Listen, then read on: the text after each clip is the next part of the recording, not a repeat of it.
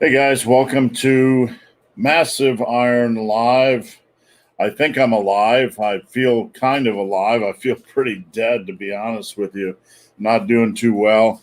We'll be here for a couple hours or until I start profusely vomiting, whichever comes first.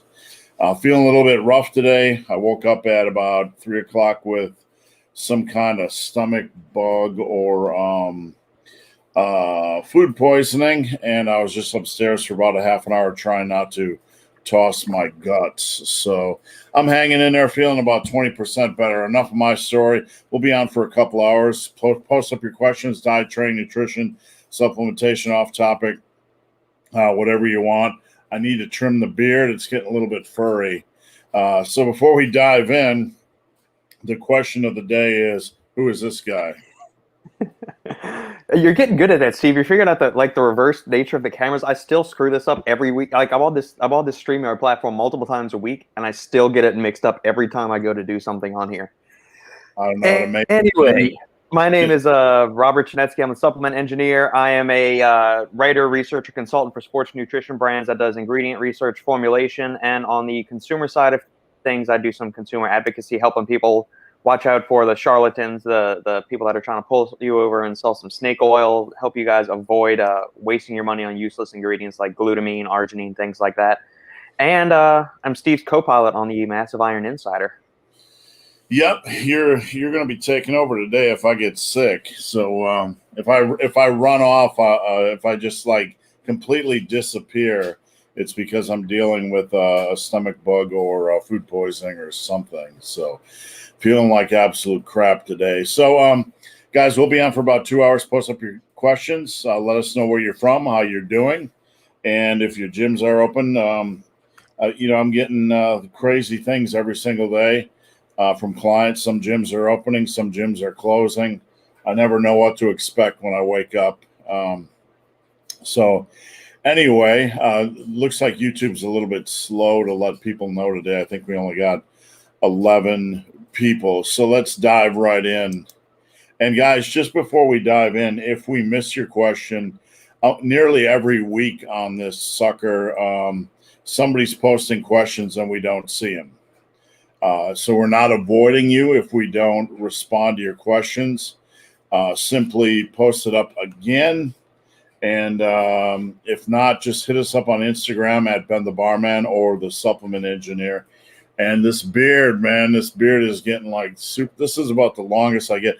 The longer I grow the beard, I always get the comments like, man, you're looking really old. You're looking really like, if I go shave the beard, I'll look like 15 years younger. So I got a question for you, Steve, and this might be a little personal.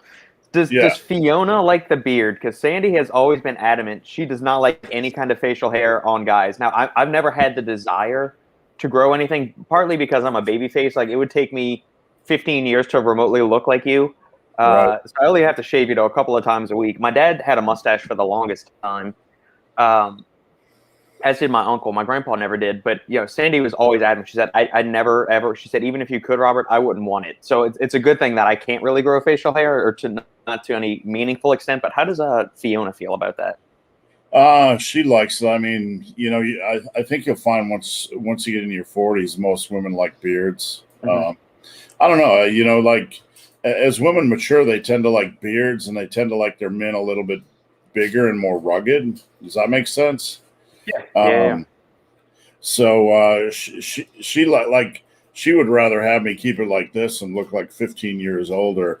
I mean, I kind of do like I get the whole Mel Gibson thing going on. When I grow the beard, I all of a sudden look like I'm about 65 years old or whatever. So what do we got? Stein from Norway. How's it going, Stein? Did legs in my gym today. 7 mini sets of squat, leg press, and RDL and calves. My legs are pumped. Well done. For anybody that's curious, a mini set is a bulldozer training.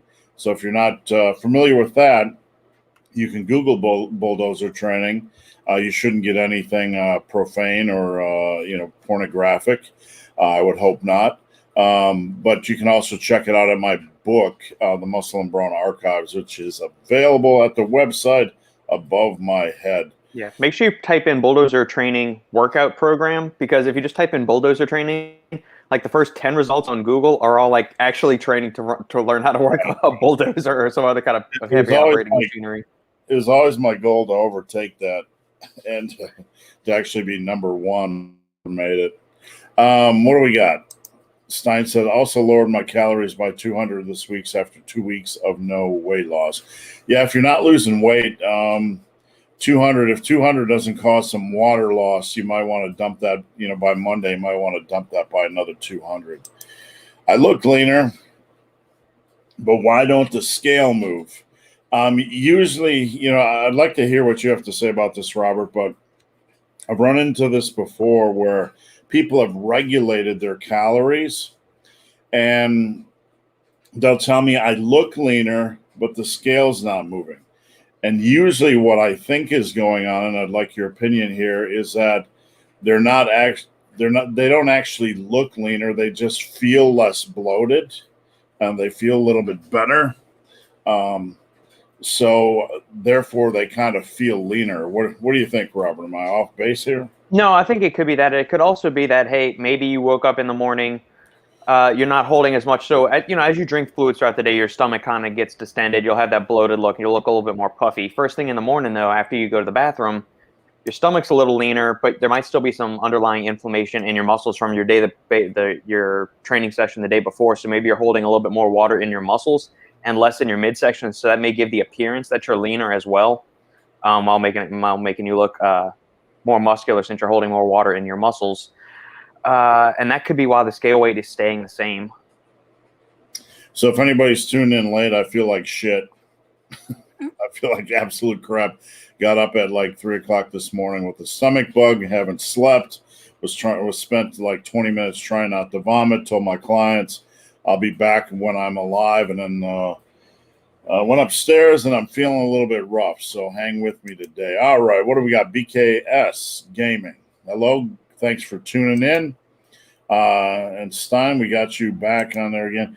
If I weighed 205 on Monday and 203.4 on Friday, should I add back in a little bit more calories so I don't lose too much quickly? No, that's not actually, I wouldn't really consider that rapid weight loss. That's pretty normalized. You really got to have a bigger picture. You have to have a larger data pool, because some people will lose 1.6 in 5 days and 0.5 the next. There's so many water fluctuation things that take place during that 5 days. Like that really isn't enough to tell us much of anything.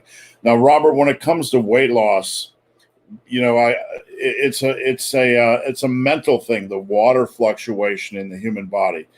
It's one of the most common things that my clients deal with. I had a great week, but I went up in weight a little bit, and I'd like to hear your thoughts on this, Robert. But what I tell them is, unless you ate the exact same foods, took in the exact same electrolytes, had the exact same bowel movements, had the exact same sleep, had the exact same stress, had the exact same exercise, you're likely going to see some water fluctuation. What kind of water fluctuation, Robert, do you believe is normal for the human body? I mean, 3 to 5 pounds is perfectly within the range of water retention. That's why it's, we want to track weight loss, week to week, but don't get so mired down in the fluctuations from day to day. That's why we got to take a more macro view of weight loss. So take your weight loss. If you want to weigh yourself every day, great. If you don't want to, maybe do it at least 3 days a week, non-consecutive days. So like a Monday, Wednesday, Friday, or Monday, Wednesday, Saturday, something like that. And then chart that, take an average of that, and then chart that over the week. So look and see, hey, by taking that average, you're kind of accounting for those little fluctuations in weight. But over the long term, you should see your weight start to go down as you're doing it, even with accounting for water weight or not. I was going to try to show one of my clients without showing their name. So let me see if I can get this on here. I want to show you guys. Let's see. Right. I think I got it. Let me see if I can share this. And I do not believe it has their name in here. Do the old screen share-roo. and there's nothing personal. Okay. Can you guys see that? You see that okay, Robert? Yep. This is a client, a female client, and you can see the trend on here is it's almost linear, right?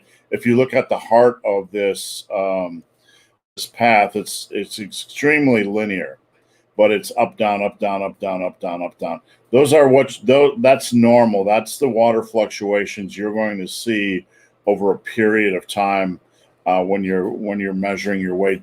I have my clients do Mondays and Fridays, and you can kind of see Mondays looking good, or Friday's looking good, Monday's a little rough.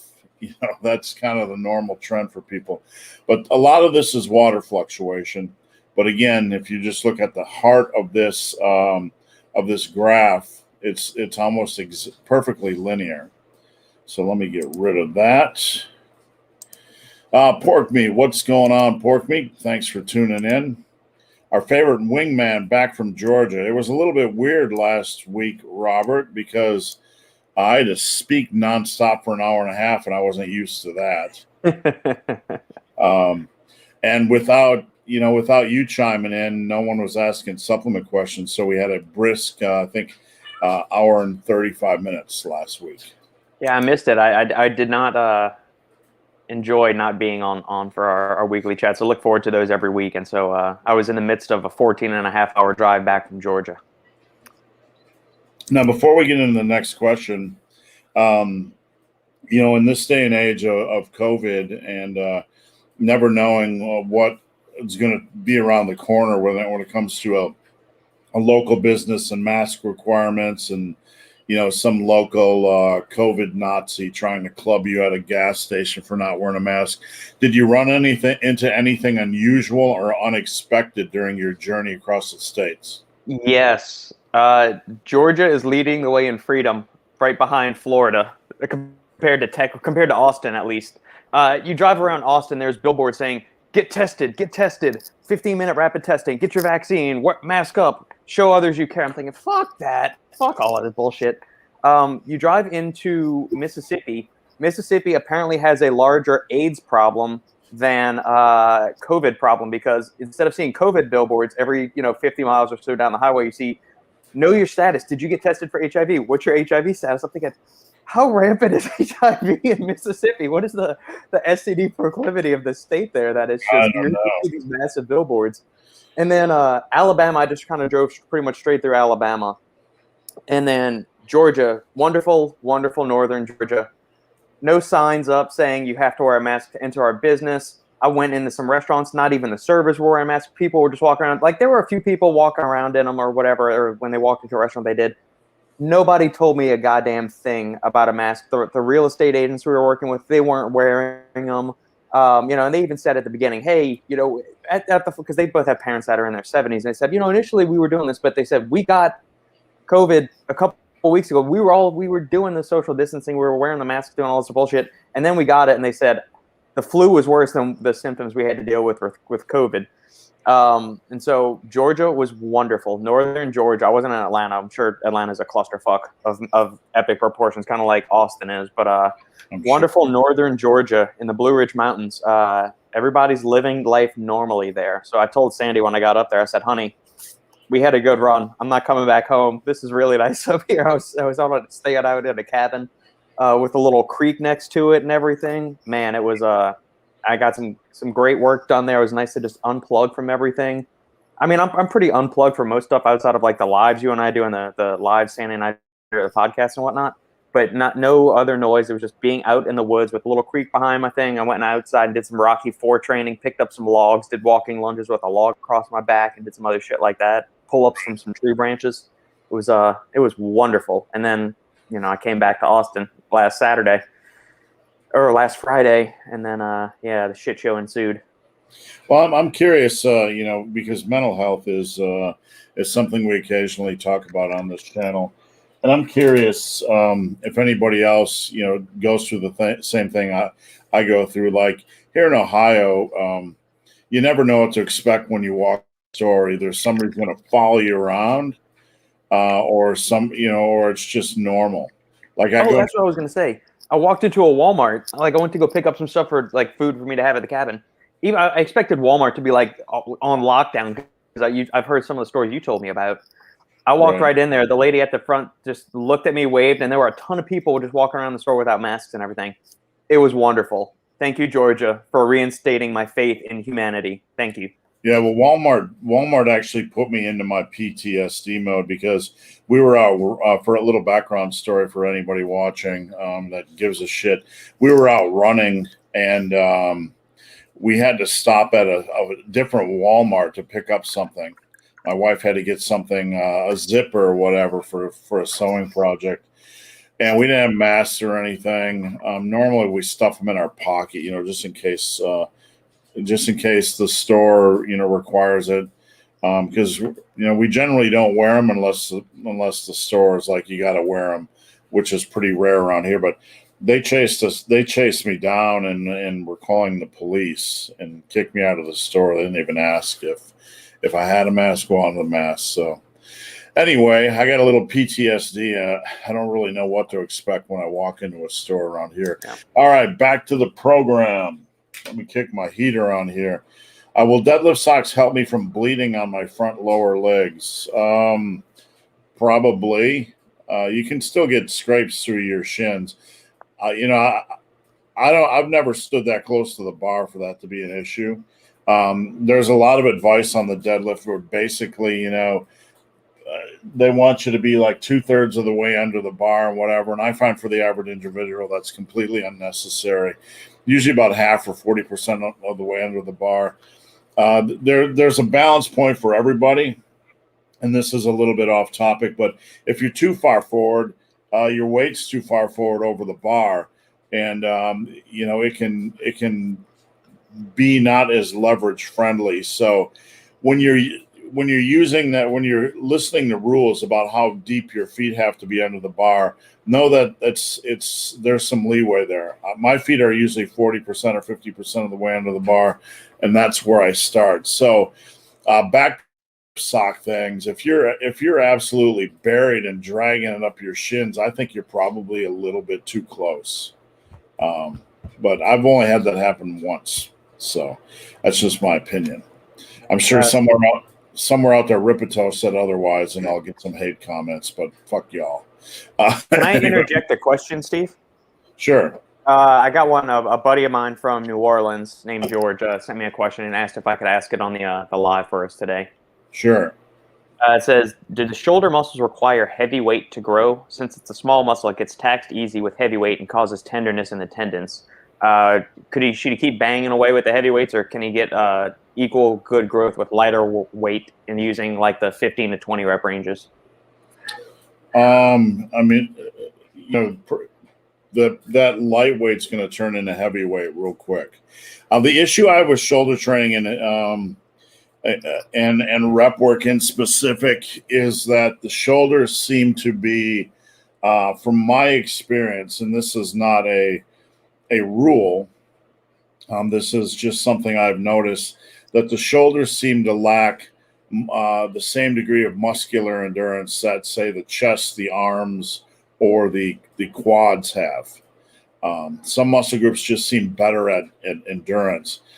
And I first noticed this, and this is I'm answering the question in a long-winded way, but I first noticed this doing German volume training, where on the bench press, you could do 10 reps and rest 90 seconds and do 10 reps and rest 90 seconds. And you could pretty much hold at that weight. On shoulders, I started at 155, and I was going to try to do 10 by 10. And then, 2 sets, I had to drop to 135 because I was already dropping reps. And then I was down to 95, like 7 sets in, and I was still only hitting 7 reps. So long story short, I pretty much got close to just 65 pounds just to try to get the number of reps in. So I have found that endurance training on the shoulders can sometimes be difficult. So I wouldn't really recommend doing a 12 to 15 rep set for compound movements on shoulders.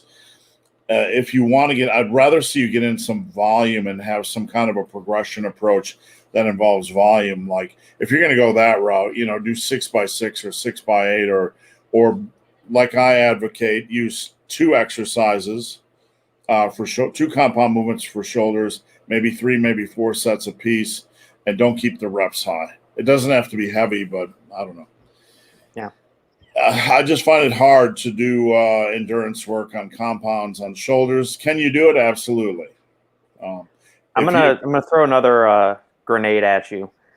All right, so the main muscles we're targeting or emphasizing with the overhead press is the front delt, right? The rear delt and the side delt aren't doing too much work on there. It's mostly going to be triceps, a little bit of upper pec, and the front delts, correct? Traps too. Yeah, traps too. On the bench press and the incline bench press, the front delts are also being activated in there. Do you think it's necessary to even do an overhead press, or can you get optimal shoulder development just doing various incline benches, flat benches, push-ups, dips, and then you can do for your shoulder work, just do laterals and face pulls and rear delt flies to work the side and rear shoulders, where you don't actually need to do an overhead press to build maximal shoulder size? I believe so. I mean, I tend to look at things not as muscle. I have a kind of an aversion to looking at things in terms of just muscles, so I look a more well-rounded picture, angles and angles of attack and, vertical pressing, horizontal pressing. Obviously, a vertical press and a horizontal press might involve a lot of the same muscles, but they're going to do it in a different fashion. Therefore, I believe you need them. Now, with that said, I did behind the neck presses for 25 years. I was a BTN presser. And I always found the BTN press stressed my, didn't stress my front delts as much. So people fear that exercise, but when I did it, I never brought the bar down. Here I was trying to figure out which ear is what. I never brought the bar down below my below my earlobe. So, yeah, I believe you need everything. Everything. Angles of attack. I believe that's perfect for hypertrophy and strength training. So, what do we got? What's going on? Minnesota. They were not in the playoffs. Were they in the playoffs? They didn't play they didn't play nah, they weren't. I didn't watch the first round, so I wasn't sure who was in or who wasn't. Danielle, how much lower should your incline bench be compared to your flats? Robert, do you do incline bench? With dumbbells. I don't do any barbell pressing on incline or flat. It's all dumbbells for me. I seem to recall. I seem to recall like 80% was somewhere around the sweet spot for me. I don't know. If I was doing like 365 for 5 on flat bench, I might be 275, 285 on the incline bench, something like that. I would have guessed 15 to 20% drop off. Without you saying that beforehand, I would have probably guessed a 15 to 20% drop between the two, just because of the leverage change. Yeah, I would say what Robert said. I mean, it depends on the individual, but probably at least a 15 to 20%, what Robert said. Keep happy here. Welcome aboard, Eric. Opinion on lifting tempo. Here's what I like to teach. I like to teach first and foremost control. Okay. I like to teach control the weight or it controls you. What does that mean? If the weight is controlling you, meaning like you've seen somebody that's benching and they're just lowering the weight and then they're ramming it back up. You're not in control. That weight is in the hands of gravity, and it's going to go where it wants to go. You are losing mechanical tension, time under tension, and you're losing tightness, and you're losing a lot of good things, and you're going to beat up your body a little bit because you're not control of the weight. So first and foremost, I teach control. Now, my bench press eccentrics are the things of legends. I'll show you. Sorry to stutter like a fool, but I'll show you one of my bench eccentrics. And people laugh at them. They can't believe that I can generate any power. It's like loading a spring. But on the compound movements, I just want normal control. Normal control. Once you get beyond the first couple of exercises, then if you want to start to tempo a little bit, your eccentrics, I'm absolutely fine with that. What do I mean by back off exercises? Seated cable rows, lat pull downs, things that you can control and go a little bit slower. Make sure you're not putting the tension on your bicep though. If you're going to do this stuff, make sure you do it right. Make sure you're doing the opposite of the movement pattern. If you're doing a row where you're driving your elbows back, if you're going to do tempo stuff to lower that down, make sure the stress is on your lats and your back and not on your biceps. Can you do tempo stuff for concentrics? Yeah, you can do tempo stuff for concentrics, but it probably should be the last or second to last movement of for a body part during the week or during a workout. Once you're toast, you could slow down push-ups a little bit. You can do that with pec deck, cable curls. I have no issues with that. So, Robert, you want to weigh in on this a little bit? I know. Yeah, I mean, it's pretty much what you said, Steve. Control the negative. I like to do an explosive concentric, just because I don't like doing a really slow concentric because it actually teaches your muscles to contract with less force and with less power. So I'm not a fan of the super slow concentrics. Slower eccentrics, yeah, like you said. With certain things, it's hard. Certain movements, and like we say this when it comes to rep tempos too, or rep ranges. Certain exercises are better for trying to go really slow with on the eccentric. Some are not. Like stuff like pull-ups, dips. That's really great. Presses of all kinds, absolutely. Laterals, for like going back to our question earlier, if you're looking for a way to get more tension on your shoulders, start slowing down play with a pause in the middle here, and then slowly lower the weight down. Anywhere 2 to 3 second eccentric on most exercises is what I find beneficial, and then lift it over a count of 1. You can hold it to a pause at the peak point of peak contraction for most of your exercises, especially for like a pull-up. You're looking for a way to make pull-ups even more difficult. Hold it up at the top, squeeze the shit out of your back for a second, lower under a slow count of 2 or 3. Just don't let you drop to the bottom. Come down to a full stretch. Don't rock it out. Don't try to rubber band your way out of the bottom and then contract everything and powerfully explode up to the top. So that's typically the way I tend to do most of my movements is 2 or 3 second eccentric, pause in the stretch position, and then powerfully explode everything back up. Sorry, I was trying to find a video of my 500-pound bench just to show you guys because I think it really shows. Was it 500 or 505? I don't know. Once you get to that point, oh, here we go.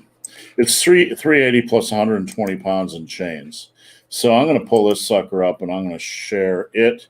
And I believe I have it muted so we won't have to listen to my obnoxious dungeon music. But what I want, this is 380 on the bar plus 120 in chains, using a slingshot, really working the lockout. But the important thing here to note is the speed of the eccentric, controlling the weight. People think you can't generate power, and this is kind of a rabbit hole from what we're talking about, but people think you can't generate when you have a slower concentric. My squat eccentrics are slow. My bench eccentrics are slow. But I find it to be like a spring. I do not feel like I cannot reverse it and generate power. So enough babbling. Let's see what we got here. I'm doing my meditation. What you can't hear is the music, turning my earwax into liquid. Just watch the speed of the eccentric. And it's hard. Before the critics jump on board here and say tightness and setup. Number one, I'm a fat ass in this video, 346 pounds. Number two, it's hard to get your upper back platform tight and unrack 500 pounds, just for the record. So, all right, enough spiel. Let's see the eccentric. I want you guys to count. Just watch, okay? We're unracked. Watch how much time it takes to lower.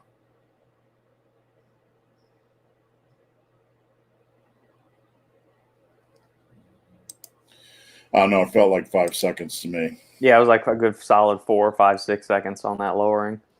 Yeah, so controlling the weight. I got a bench video of me doing 243 by 25 with a slingshot, but that's not. And I'm hoping I'm not boring people to death. I hesitate to put this video up because it's like crotch angle, but you're going to have to look at my dick. I'm sorry. You have to do the crotch angle thing. All right, this is just like sometimes I just dive down. There's even an outline on the pants, so like there's a silver outline. But you can see the eccentric is still controlled. Yeah. Let's get that video off there. We don't need to scare anybody. Oh my God, the shit. All right. Anyway, enough wiener talk. Let's see. Keep happy. Soy sauce on rice. Well, first off, light soy sauce is one of my flavoring staples. So I keep soy. I love soy, but I think the question here probably has to do with estrogen, Robert. And this is a question that comes up over and over and over again. So I'll let you field this one. Yes, soy sauce on rice. It's delicious. Do you need to worry about the phytoestrogens in soy and generating man boobs? No, that's the short answer. For a very detailed answer, you can go over to the Massive Iron Insider, join that, and I just put up an article this week on is soy protein safe for men. I go through all the research and all the things. Sometimes they're giving these guys 2 or 3 shakes of soy protein isolate per day, and they track changes in hormone levels, muscle strength, power output, all those kind of things. So, yeah.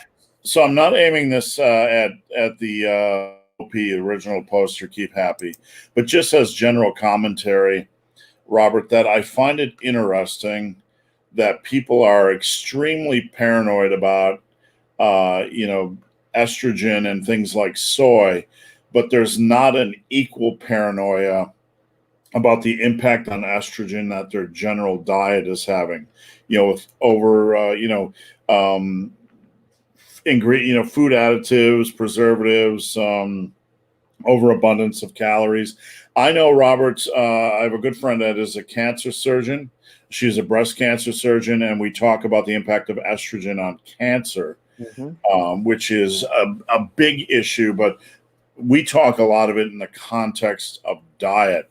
Do you know anything specifically, Robert, how calorie surpluses, or I believe it's stored in fat. Isn't estrogen stored in all fat cells or something like that? Do you know anything about that, Robert? Yeah, that's why if you get too much body fat, estrogen levels, particularly in men, start going really high because there's that key play there.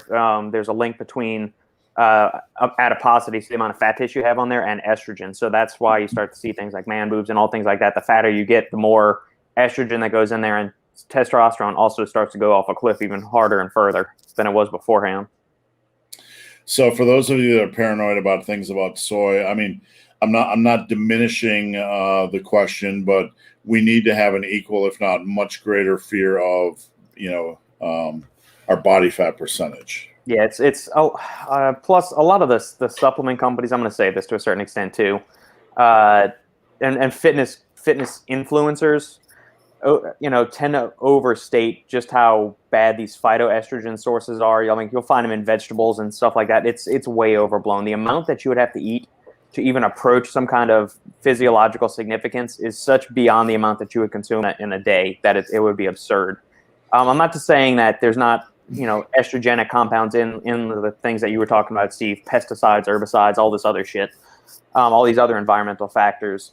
But do you need to worry about the phytoestrogen content in soy or some other plant foods? No.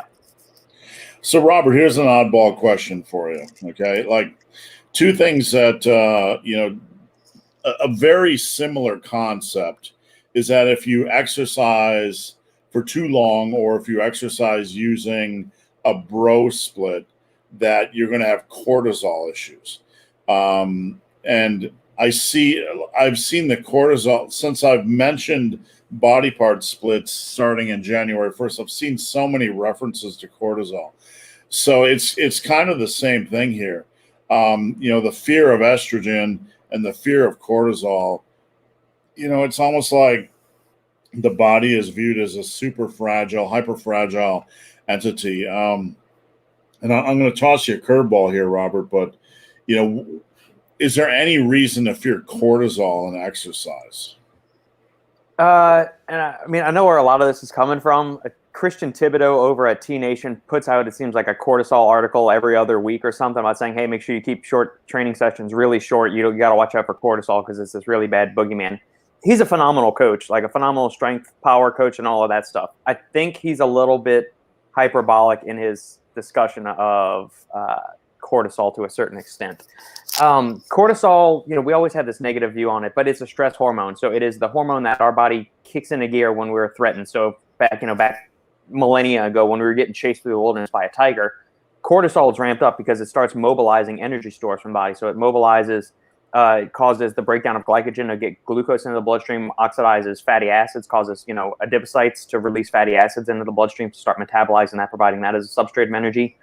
When cortisol goes bad is when it is kind of like how we're dealing with cortisol these days. We're not getting chased by a tiger anymore, but we're sitting in traffic. We're stressed out about sitting in traffic. We're stressed about having to pay the bills, about a nagging significant other, about the kids screaming in the backseat, about the stupid fucking mask restrictions and people, mayors acting like tyrants. This low-level kind of stress that's chronic and prolonged, that is when cortisol goes bad because it's always just jacked up. It never is bad. So exercise in and of itself is a stressor, but it's a good stressor. It's called a eustressor.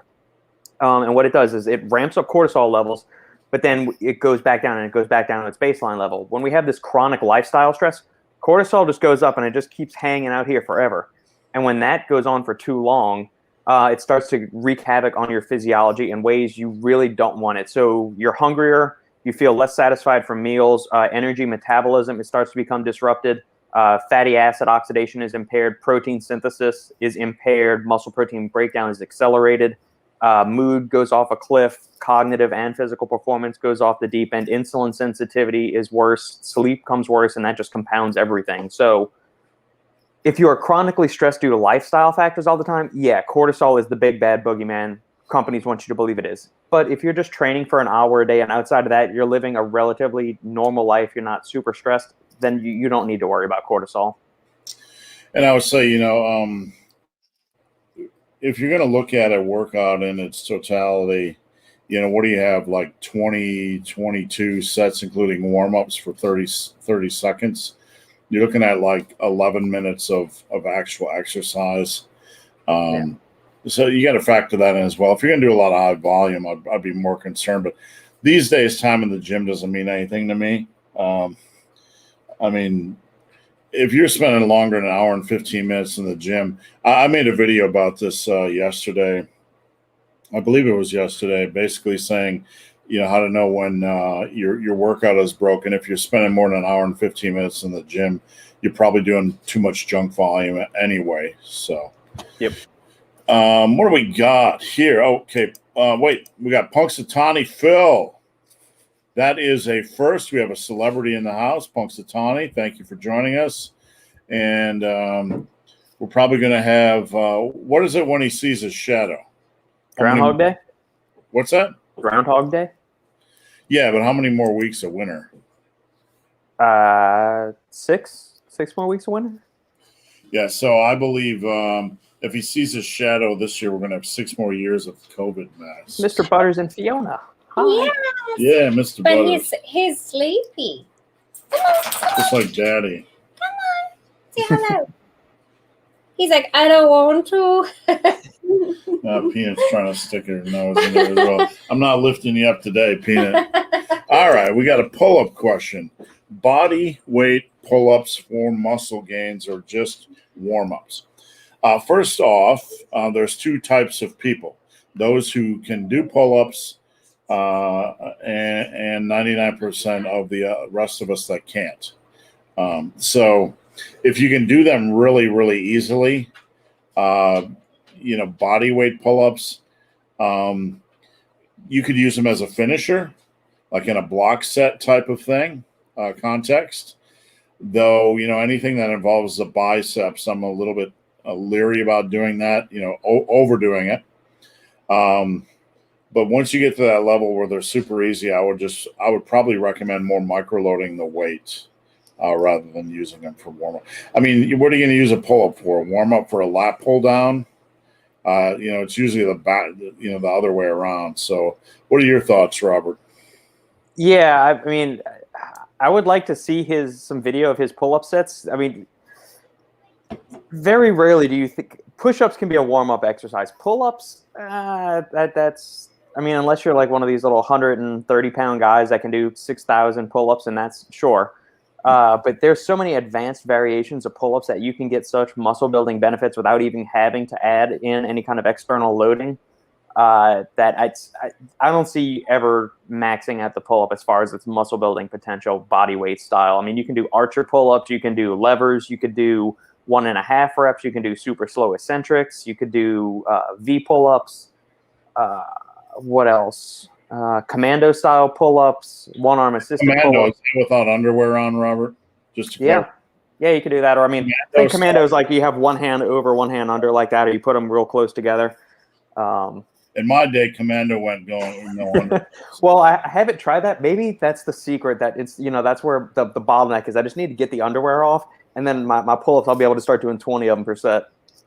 Yeah. So speaking of pull-ups.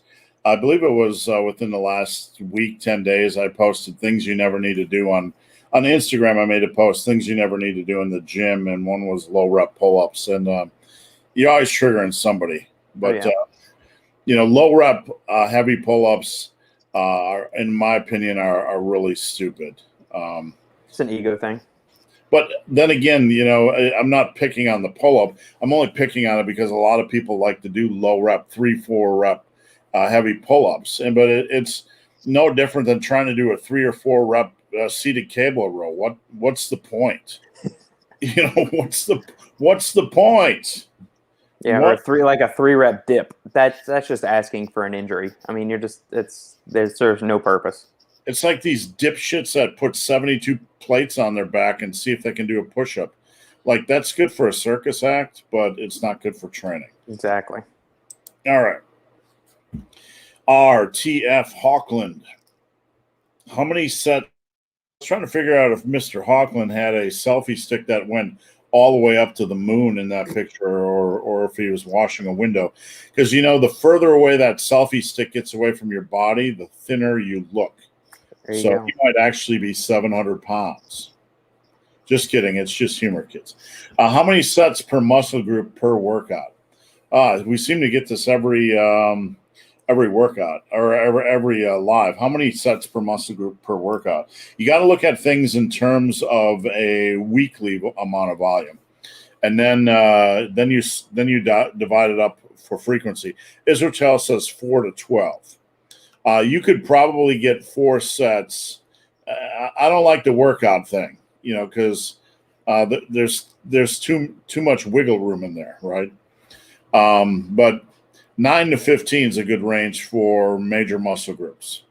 But the sweet spot's usually 10 to 12 hard sets. If you can get 10 to 12 hard sets and you still got energy, you still got bullets in your gun, then shoot off a couple more pump sets or whatever. But that's weekly, kids. Weekly, I usually do 15 sets for back and usually about 12 for major muscle groups. So, Robert, anything to add to this? I'm just going to say Mike Israel doesn't know what the hell he's talking about. He's a charlatan. He's bad for the industry. I can't stand him. Yeah. I'm kidding. Please, nobody excise this clip and send that out. No, that was joke. It was a big joke. I love what Dr. Mike is doing. I'm trying to mess with y'all. And I've listened to a bunch of Dr. Mike stuff, and I know what he's referencing in that.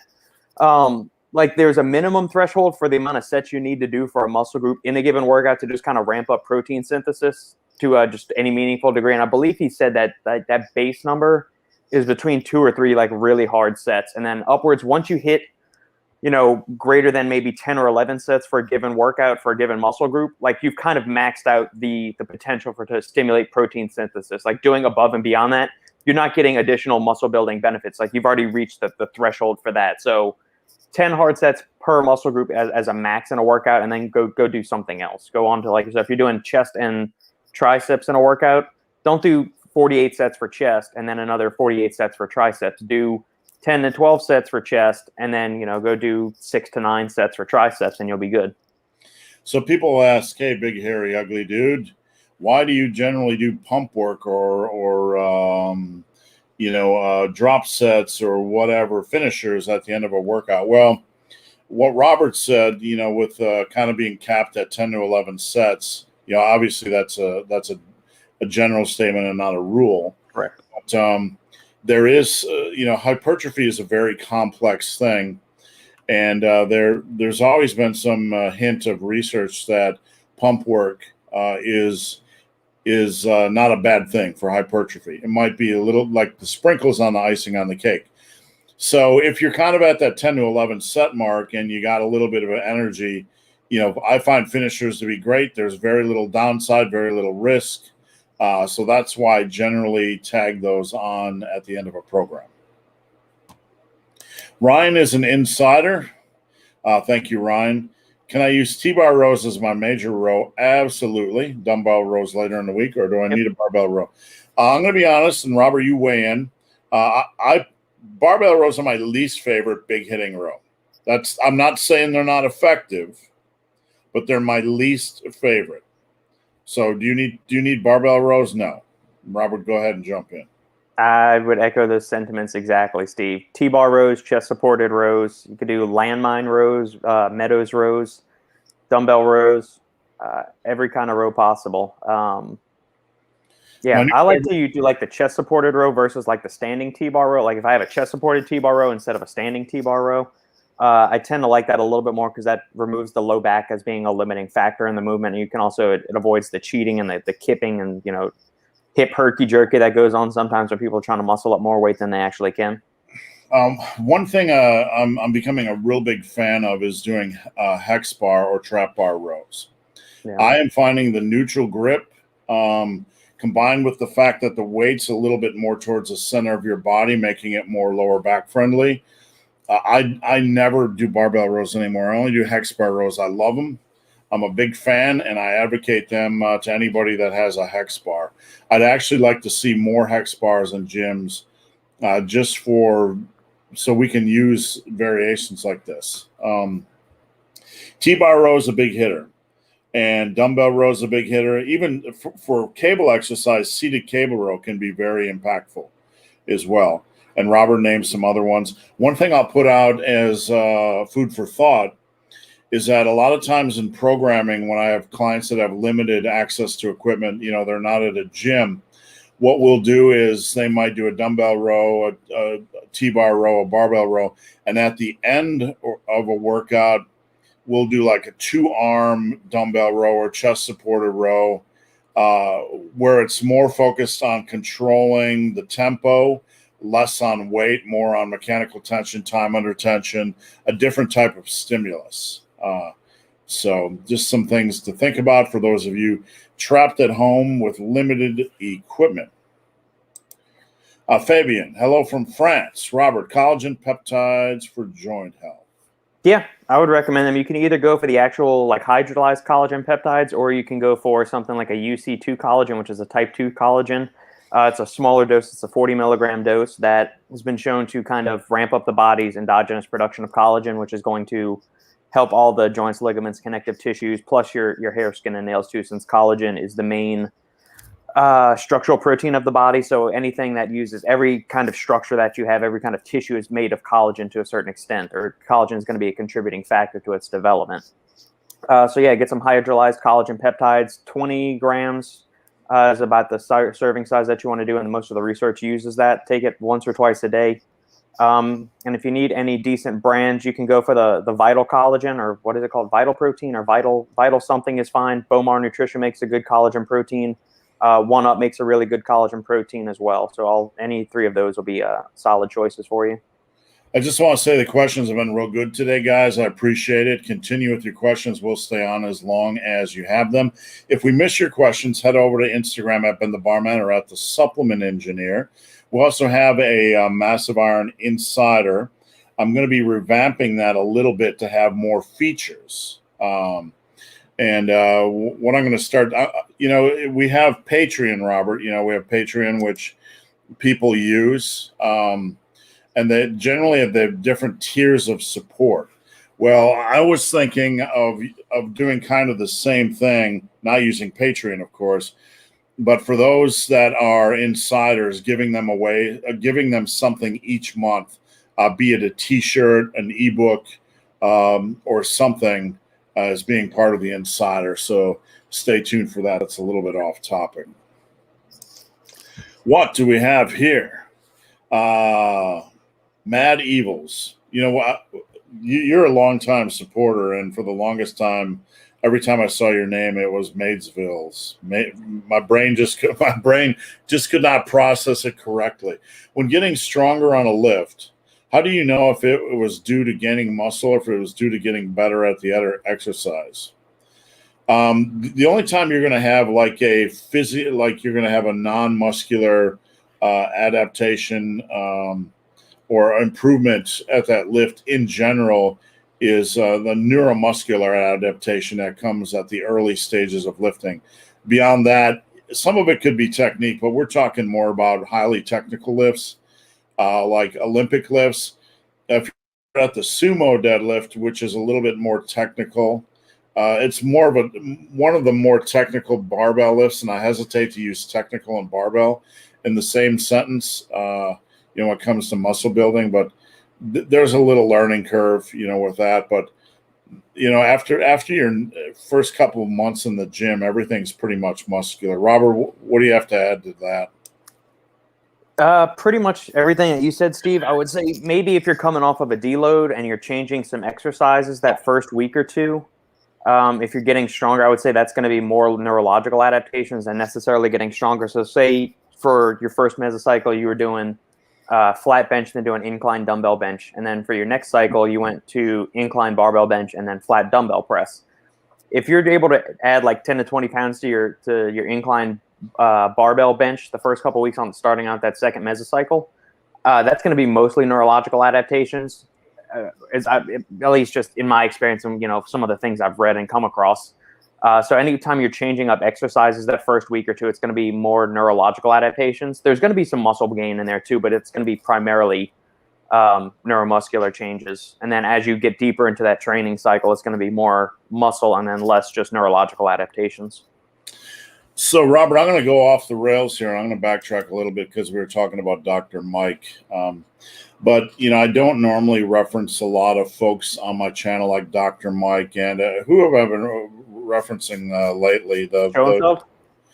What's that? Yeah, Brad Schoenfeld. And obviously I had Paul Carter around here. And I see like a very fringe backlash. And I'd like to hear what the viewers have to say. Like, it's almost like, oh, the smart guys have entered the room and they're overcomplicating things. And let's just be super dismissive of science. I find it very, very funny, and I actually made a video about this last week, Robert, or this week. I don't fucking know. I can't remember. Basically, like when we're looking at a meta-analysis, people brushing it off as, oh, it's just another study and it'll change next week. And then I believe I had a concept, people will find a meta-analysis to back their bias, et cetera, et cetera. Mm-hmm.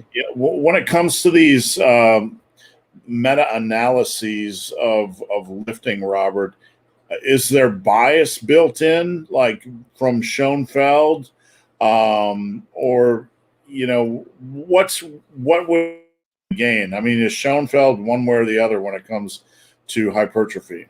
No, I mean, if you go back and listen to like some of his early interviews, he was the guy that was saying that lived under the thing like, hey, never train a muscle when it's sore, always follow a bro split. And then there was I'll listen to the meta-analysis video you did, Steve. Awesome job, first of all. But then in the comments, there was some douche nozzle that said, Brad Schoenfeld's a pencil neck geek. He doesn't know what the fuck he's talking about. I'm thinking, this dude competed in natural bodybuilding. Do you even know what Brad Schoenfeld has done more to further the field of hypertrophy than you little fuckstick. I'm just wondering, I don't understand what these people are doing. It's not like Brad Schoenfeld is trying to rally against and say anything to impair your training. He's done more to further our understanding of how the human body works. And he's come from a spot where he thought the bro training was the be all end all. And then he found like, hey, maybe there is something to frequency and ramping up volume and stuff like that. And then, he's publishing more research showing that 1 time a week is just as good as the high frequency training stuff. So I don't see where he's saying every other style of shit is every other style of training is shit, but he's nowhere near said that. And the same thing with Dr. Mike. Like, if these people are always trying to find the optimal, they're not saying everything else is garbage. When they're doing their studies, they're trying to find out the most optimal way to do something, which is great for the 0.1% of people out there that are professional bodybuilders and professional athletes trying to eke out every morsel of human potential. So it's I don't really get where this vitriol and this hate for either like the evidence-based guys or the bros are coming from the YouTube warriors out there that dominate the comment section of these videos. It's just you can hypertrophy in the mass conglomeration of all athletic goals, building strength, size, speed, agility, explosiveness. Hypertrophy is the easiest one to attain because we can accomplish it from so many different angles. We can do it with low volume. We can do it with high volume. We can do it with lighter weights. We can do it with heavier weights. We can do it training 1 time a week. We can do it training 5 times a week. You could do it a whole bunch of ways as long as you are eating enough calories and you're following progressive overload. So I don't understand like all this infighting that the people, the unnamed masses, the faceless masses that dominate social media and YouTube comment sections, where this is all coming from. Robert, what funny, is I've always been one of these grounding guys, like trying to get people away from one method. My book, Massive Iron, was how to maximize anything. Right? Because that's always been who I am. Train hard, keep healthy. But when I make a video, I made a video this week about when I worked at Muscle and Strength. This was 12, 13 years ago. And I was overseeing their forum, and I would tell people when they were asking questions, yeah, frequency training is okay for hypertrophy. And the bodybuilders at that time tried to get me fired. They went to my boss at Muscle and Strength because I was such a heretic and a fool, right? I was a fool for preaching this. But I wasn't saying you have to do frequency training. I was saying you can do body part splits or frequency training. And then we come full, the other way around where everything is minimal 5x5 frequency training, like strong lifts. And people will say, why do you make so many videos about strong lifts? I think it's the biggest pile of shit fucking program in all of fucking programming. That's why I make so many videos. It's the biggest, look, if you look at all the programs and you break it down, it's the worst program. And I stand by the worst program. I don't care if you improved your bench 75 pounds on strong lifts. It's still the worst program for a number of reasons. But when we make videos about this, when I make a video about body part splits, people will comment and say, what are you trying to sell? Why are you so anti-frequency training? It's just ridiculous. I'm not anti-frequency training. I'm not anti or pro anything. I'm pro get stronger and shut the fuck up. So there you have it. All right, let's move on. I'm going to trigger somebody with strong lifts, but you know what? Strong lifts is, one final note, it is the worst program that I've ever seen, devised by somebody that has put it out to the masses. It's not like Uncle Chuck just made a hypertrophy program. I'm talking about, constructed by somebody for sale. It's a shit program, right? But with that said, what I believe, you can maximize any program. So do I believe you can get gains off it? Of course I do. I still think it's the biggest shit pile program known to man. All right, next question. Food recommendations for bulking. I really struggle to eat enough calories with rice, chicken breasts, and eggs. Robert, nuts. I mean, anything. Why are you limiting yourself to only 3 foods? That is a really, really fucking boring, bland diet. Sorry, Han. That's just. I mean, man, that's a really boring diet. That's just, you don't take. I'm going to interrupt you, Robert. Take that pile of food, add some sour cream, add some cheese, add heavy cream, add some nuts, add some avocado. It's really easy to get any calories. It's called fats. Peanut butter, delicious. Any other kind of nut butter for that matter. Right. Yeah, I mean, everything, anything. Whole milk is wonderful. Get some protein powder in there. Oatmeal. Have some pasta if you like pasta. Rice is great. I love rice. I eat that every day. Eggs are great. But get some other kind of fish in there. Get some tuna. Get some salmon. Get some ground beef, man. Go for that, like the 75-25 cheap ground beef if you really need some serious calories. Get some nuts. Pork is great. Pork chops, pork shoulder, bacon, ham, turkey. Bacon. Get some more variety in your diet. Yeah, I mean, people still feel fat or fear fat, and I'm not saying Han fears fat, but you got to go the fat route. You can add heavy cream into your whole milk, right? You can add heavy cream into your protein shakes. You don't have to do that disgusting adding coconut, oil to your coffee or any of that stupid bullshit. Yeah, it's gross. But yeah, I mean, it's all going to come down to the fats. And Robert, every time we mention fat intake, someone's arteries clog up.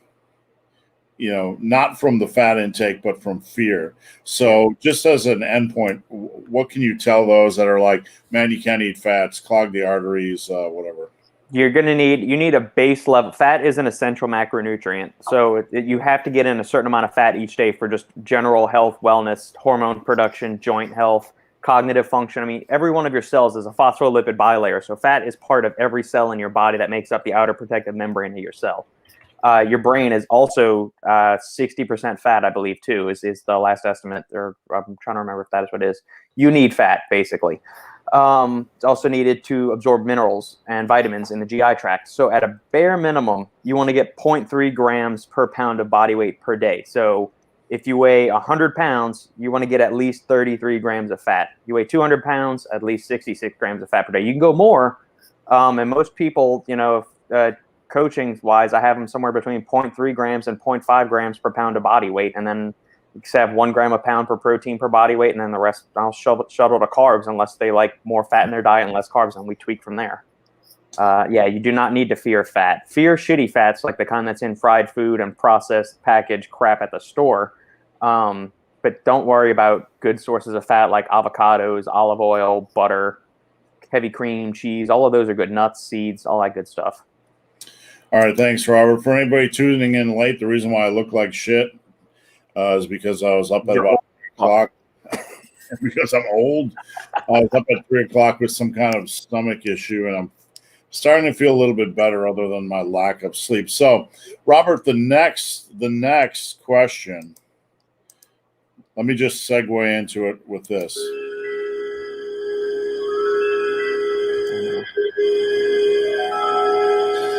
Wait, move forward a little bit.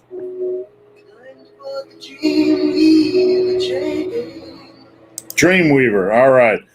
I think of Wayne's World every time I hear that song. Have you ever heard of Dreamwater? No. When I read it, I thought it was Dreamweaver. So, Dreamwater is. Let me pull that up. Well, I'm looking at Dreamwater. Let's see who finds. Is it? It's a sleep aid. Okay. It's a sleep aid. Yeah. I don't know. I'd prefer a glass of whiskey and sex myself. That's my dream water. Let me find. All right, so it's got 135 milligrams of GABA. It's got 5 milligrams of melatonin. It's got 10 milligrams of 5-HTP. So basically, this is just melatonin in liquid form. The GABA dose is really low. I like somewhere around 1 to 2 grams of GABA. Now, sometimes other people have like depressed breathing rates from taking too high of GABA. I guess let me back up. So GABA is the primary inhibitory or inhibitory or downer neurotransmitter in the body. So it slows the firing in between your neurons and kind of works counter to glutamate, which is a primary excitatory, or, you know, like it gets you pepped up neurotransmitter in the brain. So GABA comes in and starts quieting things down, gets you your hyperactive mind to just chill out and slow the fuck down a little bit. Melatonin is the hormone release that dictates your circadian rhythm, your sleep-wake cycles. And that's, you know, it goes down during the day when you see sunlight, and then it goes up as it gets darker outside to help you kind of get into that sleep mode. And then 5-HTP is the direct precursor to serotonin. Serotonin is also then used to convert into melatonin as well subsequently. But serotonin is a happy neurotransmitter. It's also associated with feelings of well-being, contentment, and it helps with feelings of fullness too, which is why you'll see 5-HTP in certain, you know, fat burners and appetite suppressants, because it's been shown in a few research studies to reduce individuals' caloric intake. So basic, you know, that's a prop blend there on the website. It actually tells you what the breakdown of the ingredients is. But it's really just, it's 5 milligrams of melatonin. The GABA is really low. I'd like 500 to 1,000 milligrams of GABA personally. And the 5-HTP dose is a little bit on the low side for me as well. I'd like somewhere, you know, 50, 100, 200 milligrams of 5-HTP. If you don't mind me interjecting here, the most interesting thing about this product is the fact that they took like something and tried to make it super serious, like Dream Water, but then they labeled their flavor Snozberry. Like we're straight out of Willy Wonka. Yeah, there's better sleep aids on the market. Yeah. Well, the thing that bothered me when I went to their website was that I saw stuff for subscriptions, which, you know, I'm not against people having a subscription to Snozberry Dream Water, but I can't imagine the cost. It would probably be like way more expensive than a real legit sleep aid. All right, Ryan, is failure on pull-ups when I can't go get chest to bar or chin over bar? My upper back will start to round near failure. On a back exercise, usually you'll notice that rep, that magic rep where your power generation or speed generation just dies. And you might be able to get halfway up or 3/4 of the way up, or you might even be able to squeeze that last rep out. Obviously, if you get counts, you know, it's just like touching a girl. Every touch counts. You know, every time you touch a boobie, it counts. You know, it counts. It's one in the scoreboard. Still working on my first. Still working my way towards my first. Just you know, permission, folks. You fucking weirdos. All right. So failure on pull-ups when I get can't. That's humor. All right. Failure on pull-ups when I can't get the bar to the chest. Yeah, it's failure. That's when that speed starts to slow down. You're pretty much done. You know. That's mechanical failure, correct, Robert?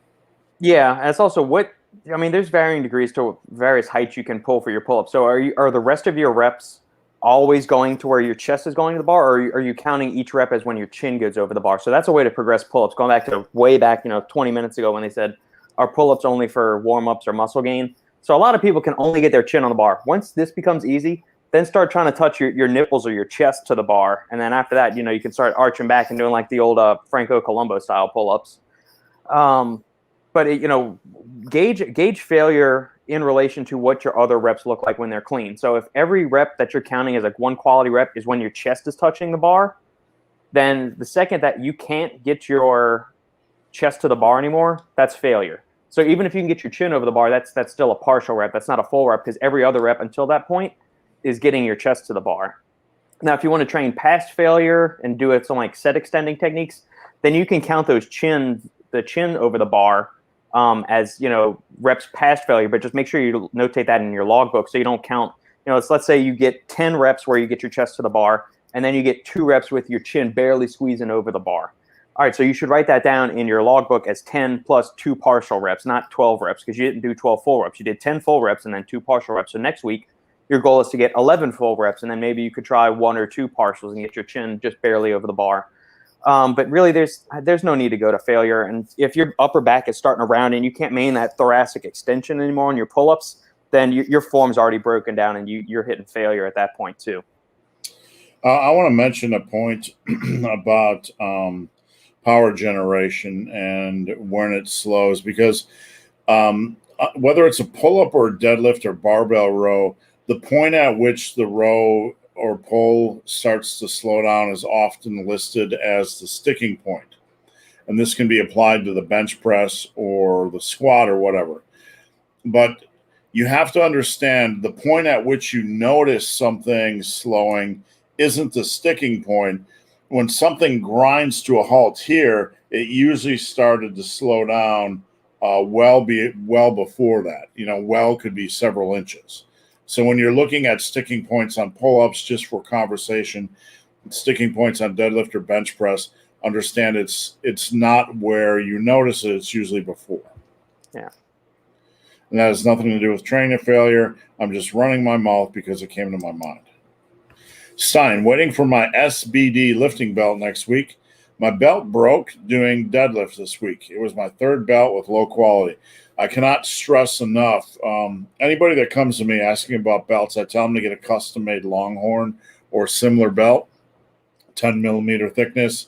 It's going to last you your entire life. You're going to pay $100 for it or whatever they run, but you're never going to need another one unless you eat yourself up in size. Way too much. All right, Sebastian, any tips for flat bench? It's gaining, but incline is currently gaining faster. Food and consistency, really. As long as you are not under eating, you're slowly gaining weight over time. You're going to generally see an increase in your bench press. I give the same advice to everybody. Attack your shoulder strength. Attack your tricep strength. If you're really obsessed with the bench press, there's more bench press specific triceps exercises you can focus on, like JM press, close grip bench press. And I would also rotate in variations. Don't rule out the dumbbell bench. Don't rule out, pause bench, pin press, all kinds of other things. Rotate in a variation or two in your training. So I always kept it simple. Robert, I don't know about you. Are you bench obsessed? I don't believe you're too bench obsessed. No, I'm not. If incline is gaining faster than your bench, that's a good sign. Anytime your incline or shoulders are gaining rapidly, take it. That's a good thing. Where I'm at in Pennsylvania, the mask Nazis aren't too bad. I don't normally wear one. No one says anything. Ohio has kind of got to this supreme point of complacency, and I'm not being critical to those that are pro-mask. But 6 months ago, you walk in the grocery store and a third of the people did not have a mask. And now I'm usually the only one without a mask. So yeah, and there's no need for the mandate. Like, if you just said, hey, go ahead and wear it, there's still enough people that are scared shitless that are going to wear it anyway. And the rest of the people that just want to get on with their lives, then they won't wear them. But I guarantee you, if they remove the mandates now and just say, hey, everybody keep wearing them if you want to, you're still going to have a huge chunk of the population that's going to do it. Right, I would agree. How big is the difference between a 9 and 14 weekly sets on squats? No one's going to do that many sets. Never recommended. The only one that would recommend it is strong lifts. Okay, so we don't do shitty programs like that. But in all seriousness, not to be a smart ass, but that you do not need 9 to 14 weekly sets of squats at all. So if we're just talking about leg work, we can't really quantify it like that. If we're talking about quad work, we're talking about chest work, we can't say more is inherently better. Better is better. What you do in the gym is you maximize your sets, you make them count. And then if you find you have a little bit more energy to do a couple more, then you do a couple more within reason. As Robert and I have been talking about, If you find you can do 20 sets for chest, you're probably not working them hard enough. Maybe you are a genetic super freak and you can do 20 sets super hard. Is there still a benefit to doing them? Probably not. There's probably downside, meaning you're probably going to beat up your body over time. So, Robert, unless I'm missing anything, I don't believe there's a big benefit in doing more volume other than if your body can handle it and you're making every set count, do a little bit more. Agreed. All right, Nico Martinez, a.k.a. Santa Claus. Should a lifter have a period of maintenance after a bulk to get used to the new weight before starting a cut? No need to overcomplicate it. No need to overcomplicate it. And normally during a bulk, unless you're like super, super strict and nailing your calories the same every day, and I have clients that are very, very strict, but they're never like that strict. They're always give or take a couple hundred. It's if your intake's going to be very cyclical. It's not going to be extremely linear. There's no real benefit. I would rather have you jump into the cut because you're going to lose some water weight right out of the gate, and then you can get that regulated after the first week to 10 days and get on with business. In addition, and then I'll let Robert have a say, cuts are hard. Okay? There's no reason to stretch them out. When I have a client that comes to me and says, "Is my weight loss too rapid?" Like 2 pounds or 2.2 pounds. Like, cuts are hard. Just get the weight off. As long as you're not doing anything extreme, don't drag them out, etc. So, Robert, anything to add to that? No, you pretty much said everything that I was gonna add to it, Steve. Okay, what do we got next year? Justin, I'm novice intermediate strength. Still getting linear gains on most lifts. 38 years old. I stick to the same exercises and track. When and how should I use exercise variation? Yesterday. If you're still getting linear gains, that tells me your strength levels are have room for improvement. So exercise, there's no downside to exercise variation. There's only upside. You're not overworking the same movement patterns. Attacking a muscle group with different angles, different types of exercises only has upside. Is there any downside, Robert, in the way you see it to using exercise variation? Only if it's only if it's excessive exercise variation where he's changing lifts every single workout, never doing the same workout twice. That time you're spending more time with neurological adaptations than you are actually increasing strength and muscle gain. But if you're doing chest and you just got 4 different exercises throughout the week, I don't have any issue with that. I mean, I would prefer that than you just doing 12 sets of nothing but flat bench during the whole week. So that way you're not getting overuse injuries and just grinding the grinding on the tissues and the supporting structures in the same way, the same time every time you're training. So do flat bench, do incline bench, do dips, do push-ups, do a cable crossover, something like that. So variation is there to help prevent overuse injuries, to develop muscles, because each exercise, while all compound movements for the chest, for example, incline bench is going to hit the same muscles as the flat bench, as the dip and the decline bench, but which regions of the muscles are they more emphasizing than the other? So, your upper and your middle pec are still going to get hit on the flat bench, but the upper pecs emphasize a little bit more on the incline bench versus the sternocostal fibers on the middle of your chest. So that's part of the reason we have it. It's twofold for the exercise variations, to work the muscle to a complete extent, and then also to avoid overuse injury. So, 3 or 4 different variations for a muscle group is more than enough, I think. You don't have to overcomplicate it, but you don't have to go overly minimal either and only do 1 exercise for a muscle group the entire week. And some of you guys, and this isn't directed at Justin, but some of you guys wonder why I can be so anti-minimalist when it comes to programming. The barbell 5x5 type of programs, that are just barbell reliant.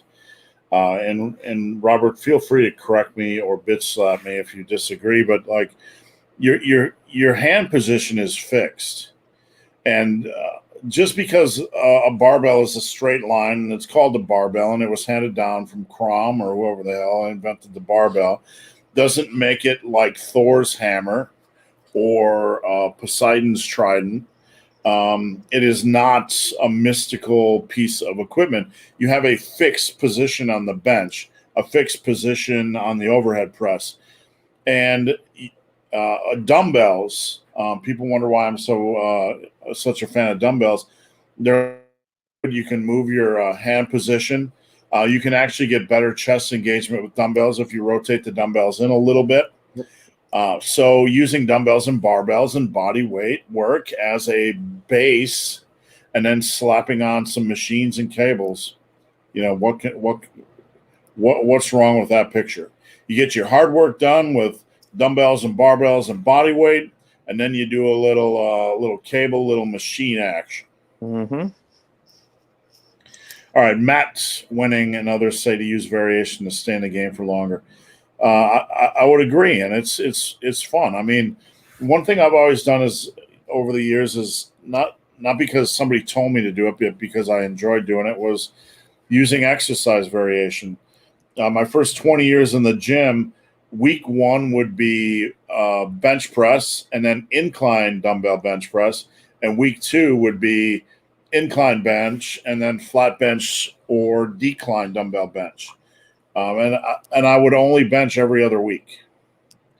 Nowadays, I bench every week because I have a crappy home gym, and I don't have changing dumbbells to 100s or 120s or whatever is a pain in the ass. But one day I might change that. All right, pork meat. How do you approach days when you feel drained? You go to the gym. How do you approach brushing your? I'm not being hard on you, pork meat. I'm just giving you some tough love. How do you approach days when you don't want to brush your teeth? You brush your teeth. How do you approach days when you don't want to go to work? You go to work. You don't do less. How you feel, it doesn't matter, right? Unless you got an injury, it doesn't matter. How you feel? I feel I'm mushy today. I feel sad. Who gives a fuck? Go fucking lift the fucking weights. I'm not aiming that at you, pork meat, but that's the reality. How you feel doesn't matter. I've had my best days on days when I felt like shit and didn't want to go in, or I was emotionally drained or stressed or had 4 hours of sleep.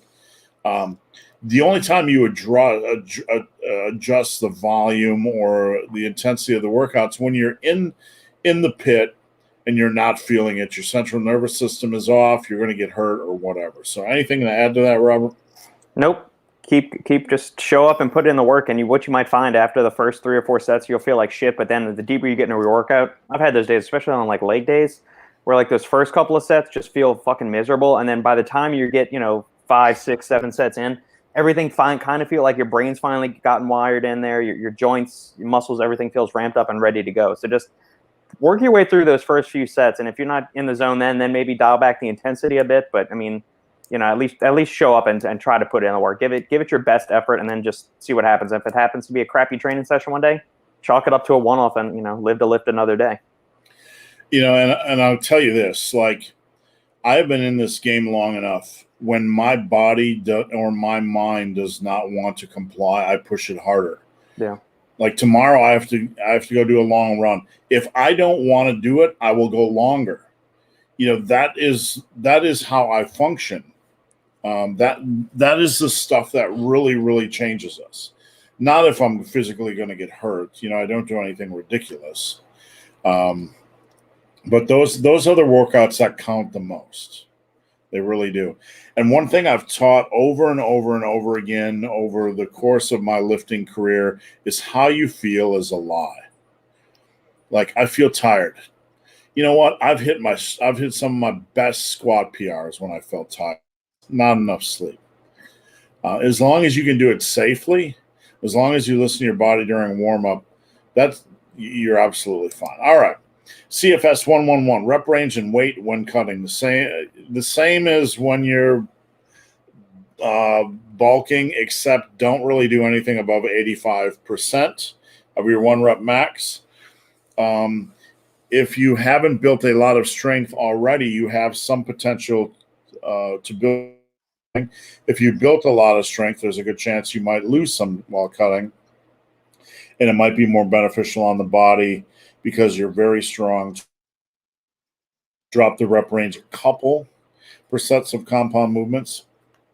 But, that's going to be the difference between doing like 315 for 5 or 275 for 8 or whatever. You know what I'm saying? So, Robert, is there any science that says you should change dramatically the way you train during a cut? Maybe you can't handle as much volume potentially just because you're running on less calories, so your ability to recover may not be as great. Just from like a mechanistic standpoint or theoretical stuff that way. But what works for building muscle works just as well as retaining muscle on a cut. So, reasonable amount of exercises, reasonable amount of sets, push the muscles to a high level of fatigue, and there you go. Yeah, you got to understand. You might face some energy issues or motivation issues or hunger issues, and it's easier to keep an object in motion than it is to get it up to full speed. So if you need to drop the volume a little bit, if you're one of those rare people, it's probably okay to drop it a little bit. Just don't drop it a lot of it. Yeah. Phil Brown, I love your channel. Thank you, Phil. I appreciate it. 57 from England. For my age, dumbbells and machines are still okay for barbells. For my age, dumbbells and machines or still okay, or are you still okay for barbells? And can bro splits be beneficial at my age? I would argue, Phil, that bro splits are more beneficial, or a better option, or I don't like phrasing it that way, a solid option because of the recovery, because you're building in a little bit more recovery.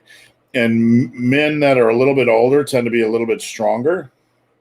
So they tend to have a little bit more warm-up sets, or they tend to be a little bit more stiff, sore, broken down. So they might need a little bit more warm-up sets as well. So a full body work or frequency training can make that a little bit more challenging. Barbells are perfectly fine. I would be more dumbbell focused, where you can be dumbbell presses, overhead presses. Do the barbell lifts you love, just don't overwork them. I try to maintain my strength with my barbell exercises, but I don't really overwork them. So what do we got here?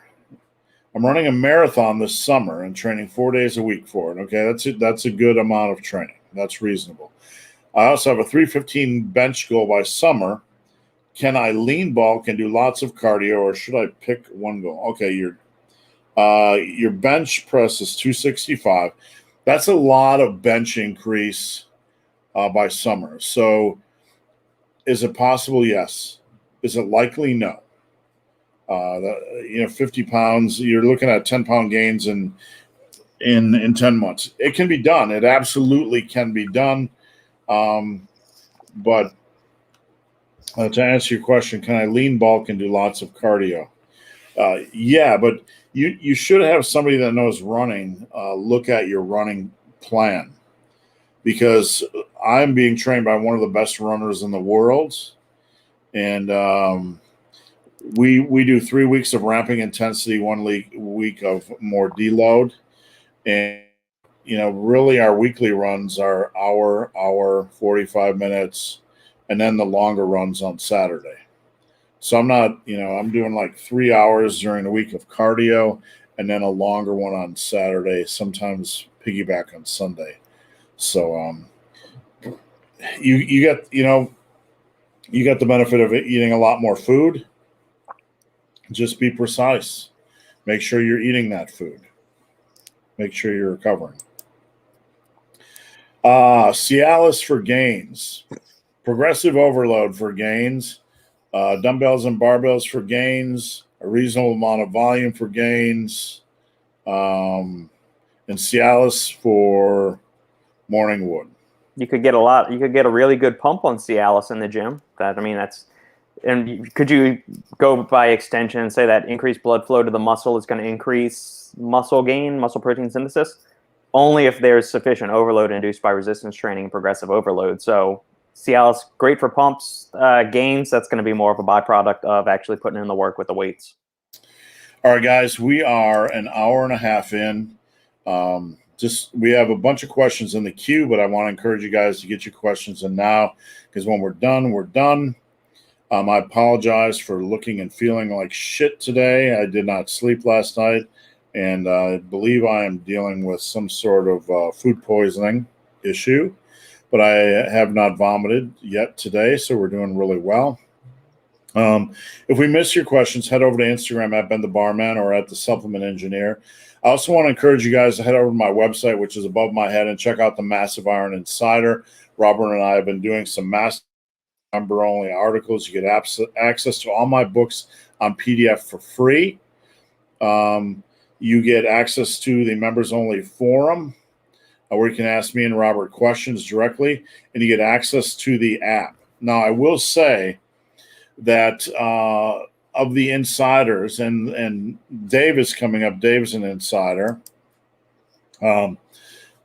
Many guys use it daily. They ask me questions daily, send me form videos, and it excites me that I can actually help them get their money's worth from it. But I still think like 75% of them never there. I still go out of my way 3-4 times a week to ask them how training's going, ask them how things are going. But this is a good tool. It's micro coaching plus a lot of extra value, $24.99 a month. So the only thing I can't do on there is build you a diet or build you a workout. So check it out. It is a good bargain. Dave, don't forget running from the giant sloths, referencing cortisol. The Capitalist King, could you talk about some of the freaks you have coached? Yeah, I'd love to. Let's turn back time a little bit. The first freak I think I ever coached was my daughter. And my daughter she was 13, 104 pounds, pencil thin, no muscle. She just started coming in the dungeon with me, right? And I was teaching her deadlift. And she started to compete. We got her deadlift up to, 225. And then we got her block pull up to like 275 at age 14. And she didn't know weight, right? And we realized one day that she was only like 60 pounds away from the all-time world record. So that was we actually I'm not sure if I ever mentioned this before, but TLC approached us, and for a while we were being interviewed for a reality show called World's Strongest Teen. That's cool. Yeah, they never picked it up. This was back in my early Tiger Fitness days. But freaks, a lot of my biggest freaks are female trainees. Female trainees tend to not have a lot of barbell experience or math experience. So when you tell them to do something, they do it. And then when they realize they're stronger than they think, they do more. The same with team. Same with the Special Olympians I've coached. They don't have concepts of like strong. Like, me and Robert know a 225-pound bench is strong, right? Or 225 squat. If you tell somebody you're going to be squatting 225 in 3 months, they'll be like, no way, Jose. No way, Jose. But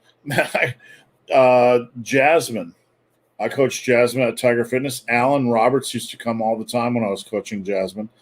And she got up to 225 by 20 on squats in 4 months. Let that resonate. She hit a 315 single within 5 months of training.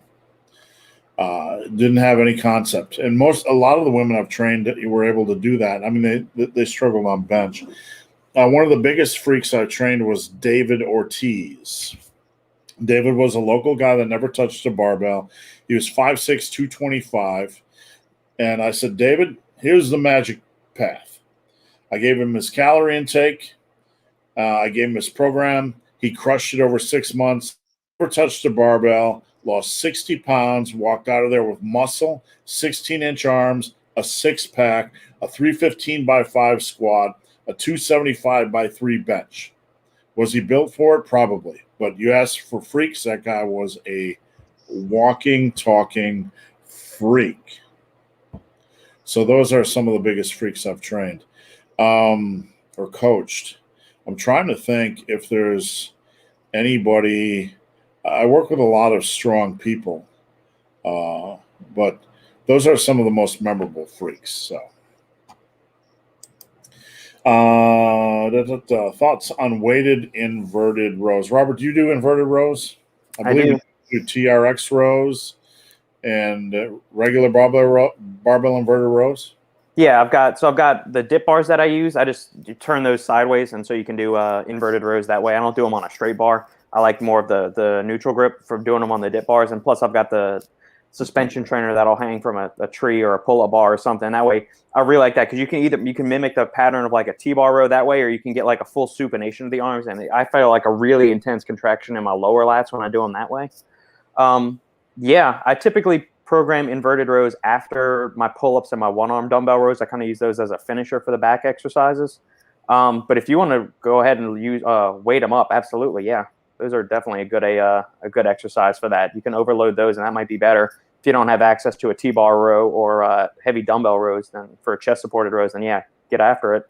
Look for the either regular weight vests that go on top or the Kensui weight vests have a little dial where you can actually put weight plates on it that way. So you can put a 10, 15, 25, 45 pound plate on there or whatever and use those.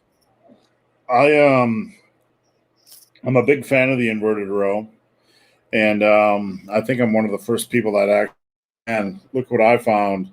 And then I've been pushing it for like 7 years. I do mine feet elevated on a bench. I just like the feel. You can do them with feet on the floor. Mm-hmm. And I find you can get a really good drive. You can really drive the elbows and shoulders back and really get a good feel on the back muscles. And as far as weighting, Robert covered that. But my only advice is to microload, go slow. When I say microload, I don't mean do fractional plates. I just mean 2.5. Yeah, don't just jump up to 20 at 25. Yeah, there's a funny thing about inverted rows. Like you talked about, Steve, when you grind in reps out. So pull-ups, I can do, I'll do 10, 12, whatever for like a set. And then I'm just hanging by the bar. And I know if I try to like do another one, I'm going to fail. But if I hang there for like a good 5-10 seconds, I can eke out another rep. It doesn't happen that way with inverted rows. Like once I'm done and spent on the rows, it's like my body just won't even go up anymore. It just says, fuck you. And it just drops. Which is, I wonder why that is, because like the pull-ups, I can like grind out 1 or 2 more when I hit that sticking point, but inverted rows, man, it drops off a hill quick once it's done. Yeah, I mean, I get to a point on inverted rows where I know I'm about a rep out. I got about a rep left in the tank, and usually I'm hanging there for a 1 to 2 second count, kind of gathering my wits before the last big blast. But when it's done, it's done. I know about when I get there. Yeah. So, Robert, we've never had this question before, and I'm going to pull this up. It's from Gamboni Law. Thoughts on Rogue or Sorinex fat bells as an alternative? Let me just screen share here. These are Rogue Thompson fat bells. For anybody that's a little piece of trivia, Donnie Thompson, I trained at his gym in South Carolina. He was once the strongest power lifter in the world. I trained under his tutelage for a while. And that's hence where the name comes from. So the fat bells, I'm not schooled on them as I should. They look like they come in 9 pound, 13 pound, 18, 26. So they pretty much skidoo all the way up to 150 pounders. And they got as you can see, they have the bar inside like a barbell. But they allow rotation. So it's kind of like a dumbbell. One of my thoughts on those is our alternatives. I wouldn't say they're an alternative to a dumbbell or a barbell. I would say they complement each other. And they would probably be a reasonable replacement for dumbbells. What's the cost of these things? I was looking at 100. They're actually pretty reasonable. If you look for Rogue stuff. Yeah, I mean, I was looking. Let me do a comparison for those that are interested. Titan Fitness. Titan Fitness is where I get my everything from. Okay, So yeah, no, we don't want to do this. I want to show folks. I believe I was looking at 120 pounders. Okay, here's 105 pounders. You see these bad boys?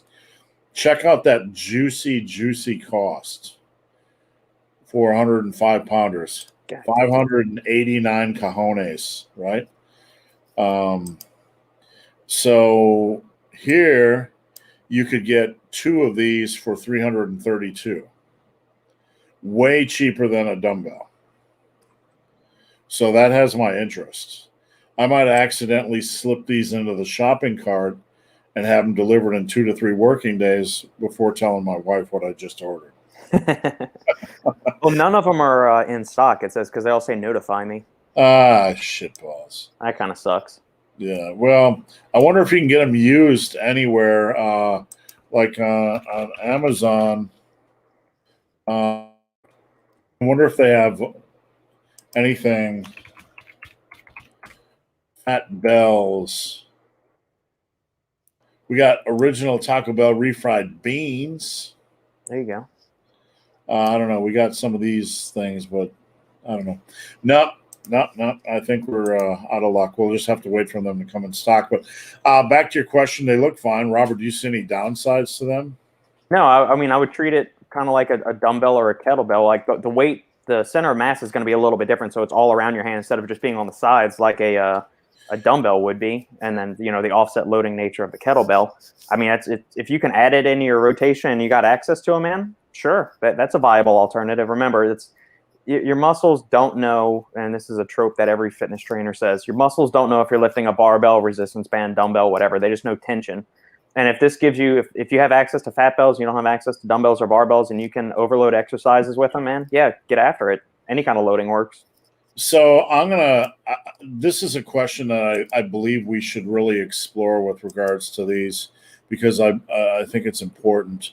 So let me just pull these suckers up again and hang with me here for a second. If you're going to get these things, obviously if you're doing the chest press or any kind of pressing, you're going to be fine. But it appears like I got big fat sausage hands, right? It appears you can get your hands in there easily enough. But the question is, if anybody has any personal experience, I'd love to hear it. Can you get your VersaGrips in there and lock them in? What's your experience? Because it looks a little snug. It looks like you wouldn't have any problem. But if you need to get that other hand in there to kind of, work some magic and help you out a little bit, I'd be curious. All right, Greg Duvier. Speaking of Thibodeau, have you guys heard of his neurotype training methods? Nah. Stuff I have not. Stuff like that scares me. Yeah, it's based on it's almost like one of those personality tests where you find out are you dopamine dominant, acetylcholine dominant, or whatever, and you titrate your training load. Do you go higher intensity, less volume, more volume, lower intensity, more frequency, those kind of things. It's very subjective and open to interpretation, the kind of tests they're using to determine your neurotyping. It's basically a question and answer kind of thing. I mean, will we be able to dial in our training plans down to our genetics and what best, like same thing with our diet. You have these blood typing diets and eating right for your genetic code and all that. Can we do that one day? Sure. Are we there yet? No. But that also eliminates the enjoyability factor. So let's say you get the most tailored, optimized diet and training program for your genetics, your blood type, your ancestral lineage, all of that stuff. What if you hate it? So, you're not going to stick to it. You're not going to have a high degree of compliance, which is going to be the overarching factor in whether you make progress on your diet or your training, is if you show up and put in the work every day. So regardless of how optimal it is, if you don't enjoy what you're doing, it doesn't matter if it's matched to your neurotype, blood type, genetic sequencing, or whatever. I mean, there's a balance between having a sufficient amount of exercises and sets and all of that stuff, and the enjoyment factor too, which is why some of us have variety in our training programs. That's why one aspect to include variety in your training is that there's got to be an element of fun and enjoyment to keep you motivated too. Well, I will bring up one of the massive iron pillars of success. Repeat after me, kids. Evolve your training based on needs. Yep. plugging in, it's like, what is my blood type, body type, neurotype, whatever. You're better off just saying, hey, I really hate doing barbell rows at 8 reps. I'm going to do them at 6 reps. I really hate doing barbell rows. I'm going to do hex bar rows, but I prefer to do 10 reps on hex bar rows, but I like rotating them with T-bar rows. That's going to keep you happy. That's what evolving training based on needs is, as long as it's a reasonable need. And people ask me all the time, when I get bored with my training, what do I do? Just go in the gym and have fun. Try new exercises, play around, learn a few new things, try a different type of program, try rest pause, drop sets, supersets, or just go in there and be the weird, creepy stalker guy who's taking pictures of women in the gym. I mean, the worst thing you do is get kicked out. I mean, seriously. So what do we got? I can't believe people struggle to put on weight. It is a real thing. It is. I have some folks that really, really struggle. But to be fair, some of my clients, they have lightning fast metabolisms. I got a guy right now that I believe he hurt his ribs. And we're bringing him down to maintenance somewhere around 3,300 to 3,400. And it was a struggle for him to bulk. It was. So. But, in this day and age, it is kind of a weird thing, isn't it? You just walk around. Robert, did you see the study that I posted that human beings are now fatter than elephants? I did see that, yeah. So in light of that, it is hard to believe that some people struggle to put on weight, but it is indeed true. I get sore for 3 days after only 4 bench press sets. Am I pushing it too much? No. Nope, not at all. That's, soreness to me, and Robert, share your thoughts on this, but soreness to me is meaningless. You have the path, you do the plan, you do the progression, you don't get injured, and if soreness comes, great. If soreness doesn't come, great. It has no bearing on anything. Yeah, I would agree with that. Soreness is, you can train a muscle that's sore. And, we were talking about Schoenfeld earlier. He was actually on Fouad Abiad's Real Bodybuilding podcast a couple of weeks ago talking about this. And Fouad asked me, he said, hey, can you train a muscle when it's sore? I've always been told that, I don't know if it was Lee Haney that said it or Lee Priest or somebody that said, don't train a muscle when it's sore. And Schoenfeld basically said that that's not true. You definitely can train a muscle when it's sore. The only time to not do that is if you are so sore, it impairs your ability to execute the movement pattern in a way in which you normally do it. So, if your quads are so sore that you're having to jerk sideways to do a lunge or squat all haphazardly or turn it more into a good morning and it's not your typical squatting form, then you've overdone it and you're not adequately recovered from your previous training session. So you shouldn't be training your legs at that point. But if there's just mild soreness, no, just work through that shit. You'll be fine. And, this is something I'm going to hang my hat on, and 20 years after I'm dead, they're going to say he was a wizard or an idiot. But I am one that believes that because the fascia, the connective tissue in and around a muscle, has more sensory neurons than the muscle itself, a lot of pain or soreness you're experiencing isn't muscular at all. That's why I believe there's a difference between how we experience soreness in our shoulders and in our quads and in our chest. I'm not saying all soreness is one or the other. I'm just saying I believe some of the soreness we're experiencing isn't muscular at all, and we will see how the big, hairy, ugly dude stands the test of time with his bro science. All right, Berto. I get a lower back pump during my sets. You got to stop that. You got to stop those oral steroids. It could be creatine. Single arm dumbbell rows. Am I doing something wrong? No. Lower back pumps come and go. They actually are a real thing. I have never researched them. I know some people that take oral steroids have certain oral steroids have had back pump issues. Things like creatine can contribute to lower back pumps, and they can be brutal. Robert, have you any experience with them or any knowledge of the cause? I mean, those muscles are under tension, so there's going to be an influx of blood and water into those muscle cells, which is going to cause the cellular swelling, which is the pump. No, you're not doing anything wrong. I've heard numerous bodybuilders talk about this, especially when they're doing bent over rows or any other kind of something that's taxing the lower back. You'll get those low back pumps, or heavy barbell squats could do it too. no, you're not doing anything wrong. It's a byproduct of training hard and heavy and being sufficiently hydrated. Maybe change which pre-workout you're using. If you're using something that's got a ton of pump enhancers and vasodilators in it, maybe change which pre-workout you're using. I recall back in the day having lower back pumps on specific exercises from creatine. I don't know why I was just kind of hyper sensitive to lower back pumps and creatine use, but I don't get that anymore. So definitely not, like Robert said, definitely not doing anything wrong. Hey guys, what's your thoughts on changing rep schemes each workout? I'm not being facetious and I'm not being hard on you, Lee, but what's the point? I mean, if you're going to have let's say you do 6 to 8 one and 8 to 10 the next week. Are you pushing those sets to the limit? No, then it's probably junk volume, or it could be junk volume, right? These are arbitrary numbers. Your rep average might be 7 one week and 8.3 the next. Arbitrary difference. There are other things that can tell us more about the effectiveness of a workout, how close to failure it is. Is it a quality set or a junk set? You can certainly change things up week in and week out, exercises and rep ranges. Like you could do, let's say bench press 5x5 one week, since everybody loves 5x5, and the next week 5x10.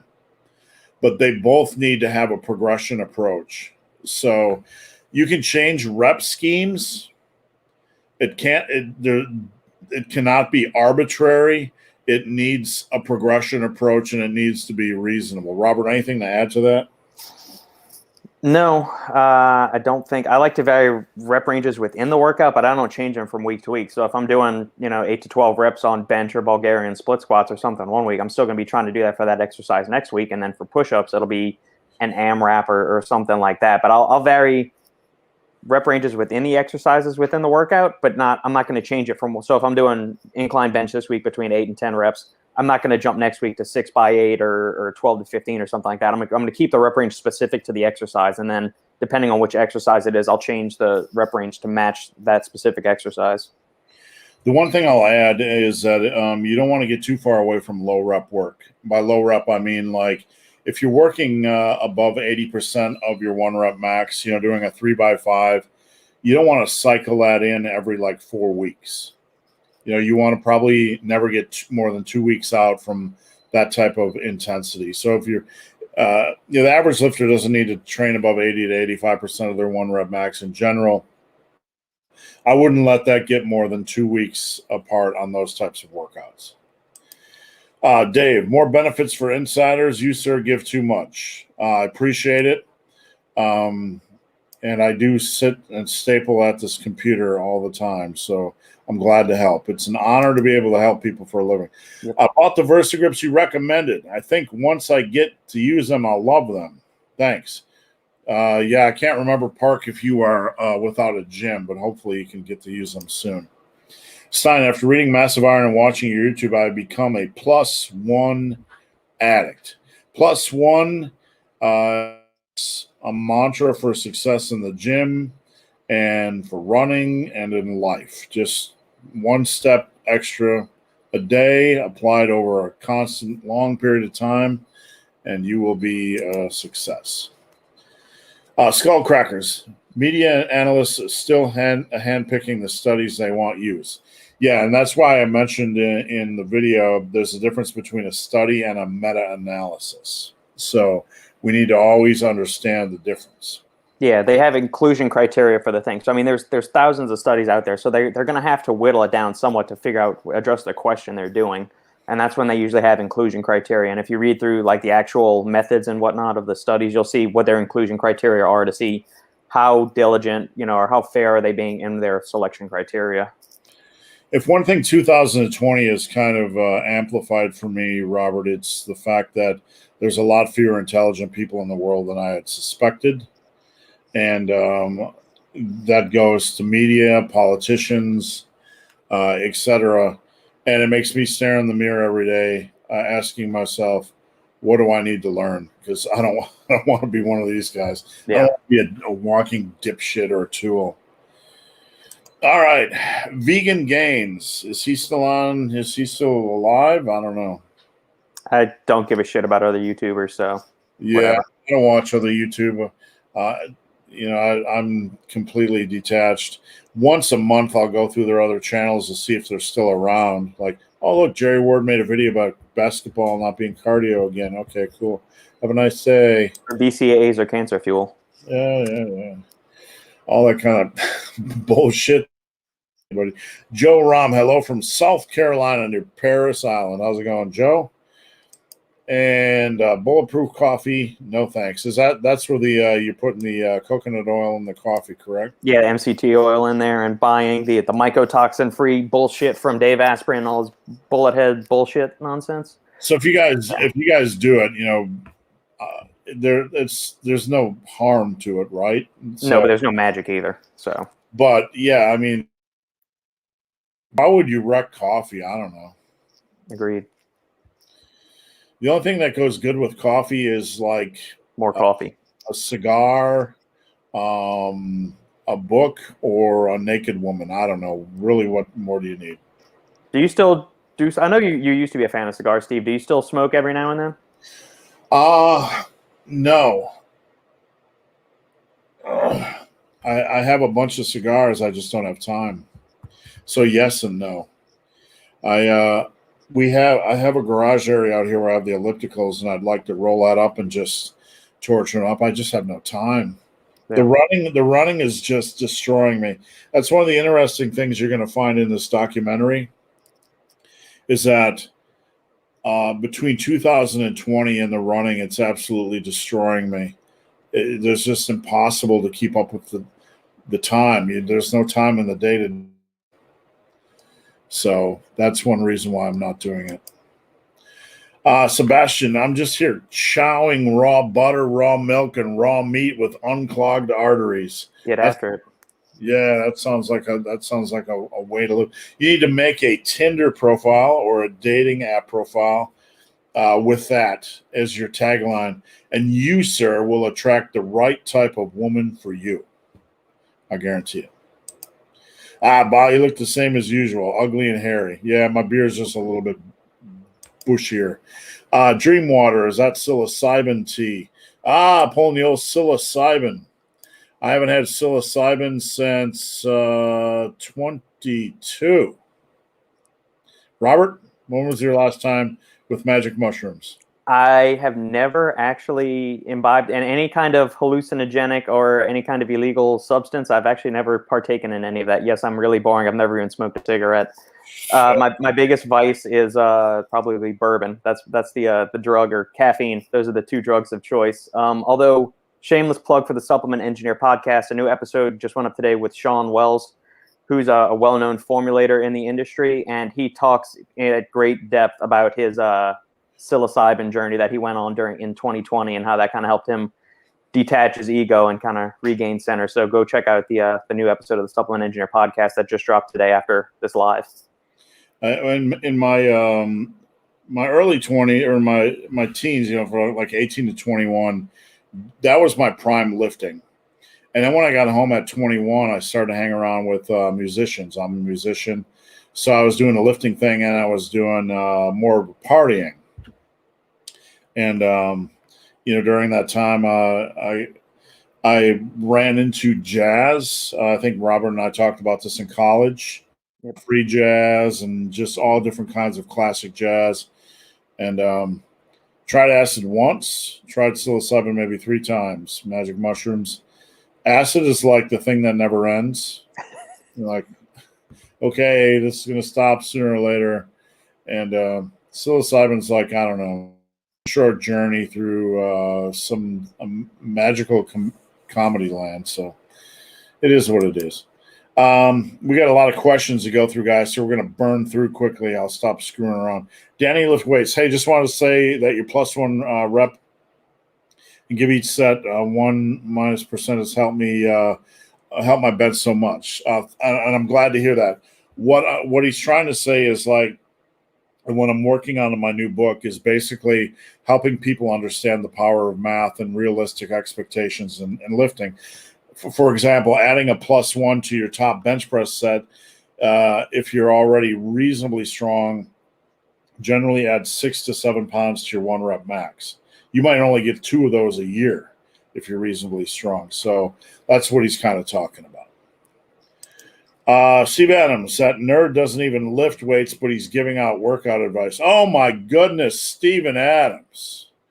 This nerd, Robert, you're a nerd. I'm a nerd. When I was in high school, Robert, I had a mullet, windshield glasses. I had my ears pierced. I listened to Ozzy Osbourne. I played Dungeons and Dragons. I played video games, and I was a nerd because all the cool kids, they didn't do video games in my day and age. They didn't do Dungeons and Dragons. They didn't listen to metal or Metallica or Slayer. I was a nerd, so I'm a proud nerd. And Robert, anybody that steps up to the plate and doesn't take time to listen to the words that come out of Robert's mouth doesn't deserve them. So I'll just leave it at that. The only thing I'll challenge you, Stephen, is to shut your fucking mouth and listen for like 10 minutes and see what you can learn. If you can't learn something from Robert, go fuck yourself. How's that? Joe Rahm, in the Marines, pull-up failure is considered not getting your chin over the bar or not dropping back into a dead hang. That makes sense. Skullcrackers, I've been practicing chin-ups for about 6 months. Can still do about 5 to 6. Weak AF. Just don't quit.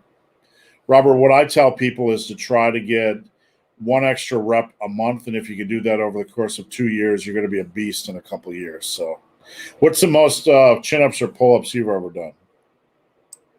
Are we talking in a workout or in a single set? Just anything, anywhere, anytime. Drunk. If I am super fresh and I just don't give a shit and I'm just going to wreck myself in 1 set, 15 or 16, all the way down, all the way up, chin-ups. That's not bad. That's more than me. And then after that, my sets after that are going to drop off insanely quickly. I wish I had the pull-up endurance of my younger brother, but I mean he's a gymnast, so he can do like 15 rep sets, and he could do 10 sets of 15 reps each, and he owns it. I wish I could do that. We got NADPAD tuning in. Been so busy the last couple months, haven't been able to attend the streams. Just want to say hi. And thanks for tuning in, NADPAD. Joe says, I love CrossFit. Love your show. Mike, got to roll. Later, Joe. Hey, we got a long-time listener. Why does the same weight feel heavier on some days when it felt easier on the last few workouts? Could be central nervous, could be cumulative fatigue, could be just mental. Why does your significant other, your partner's, your mom's voice sound pleasant one day and the next day you don't want to listen to it? Right, Robert? Agreed. Well, yeah, there's certain days, like we've got a 3-year-old. It's the same thing with Sandy too. It's just like, you could be having a great time, and then there's certain instances on certain days, man, when that voice comes through and it feels like there's a pencil going into your ear and driving and like scraping out your brainstem. I don't know what it is. It's just shit. That's human nature, man. Certain things just feel off certain days, and when that happens, go take a pre-workout or something and improves your outlook on life, thanks to caffeine and all the other fun stuff that's in there. Yeah, some of it is certainly, a lot of it's certainly physiological. Could be, when you are fighting a bug or your immune system's working hard, you might not be sick, but your immune system can be like, redlining. It can be working hard to fight something off. And that can sometimes just make for a crappy day. It could be compromising your central nervous system. I don't know. I'm assuming so, but it just happens. What I tell people is expect 25% of your workouts to not be great. And if you get a higher percentage than that, then praise the Lord Jesus. Is it normal to lose strength in a slight calorie deficit? It can be, absolutely. Absolutely. A lot of people come to me and they want to know, hey, how can I maintain all of my strength in a calorie deficit? If I had that answer, I would be one of the richest men in the world. It's just part and parcel with what you're doing. You got limited resources, reduced resources. Your brain, your organs, your body's trying to heat and cool itself, maximizing your dumbbell bench press isn't at the top of that list. So it is what it is. I got to head to a work meeting. Sorry to hear that, especially on a Friday. I'll catch you later. Thanks for your support, Dave. Does creatine monohydrate help you retain muscle when you're not lifting? Yes, because it pulls water in the muscle. Robert, you want to touch on that? Yeah, I wouldn't take it purely just for if you're looking to build muscle. Like it helps with recovery, it helps with cognitive function, just overall energy production in the body. So I would take it regardless if you can train or not. And it does suck that you're on lockdown, but even if you're doing home workouts like body weight stuff, you can still retain decent amounts of muscle. And I would still take creatine each day with that, just for the hydration and energy production purposes and the cognitive benefits. All right, Nick, touch and go or pause bench for bodybuilding purposes. Bodybuilding is about, progressive overload and getting the most out of your sets. And, like we talked about earlier, controlling the bar. If you're controlling the bar, I never really liked pause bench, but that doesn't mean my reps are sloppy and without control. My reps are very controlled, as we saw earlier. So just focus on controlling the bar, during your eccentric. And for bodybuilding, you don't need a pause bench. You just need to control the bar. Kat, I'm doing bench press in the 4 to 8 rep range for 4 sets, all to failure. Should I do another big chest exercise like incline dumbbell? I would definitely advise it. 4 sets. And I would probably jump down to like a dumbbell variation for a little bit more reps, 10 to 15 reps per set. Some of my clients, I give 2 sets. Some of them I give 3. Doesn't really matter. One thing I really am big on right now with my clients is giving them 2 sets of dips and max rep push-ups superset.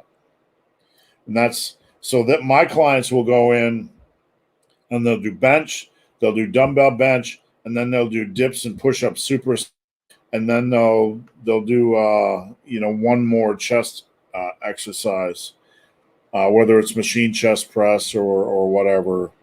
But I would definitely add another big one in there, just a little bit higher reps.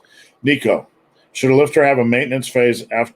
I think we got that one. Yeah, we got that one earlier. When you end a cutting diet, how would you start a lean bulk? No magic. Just add more calories.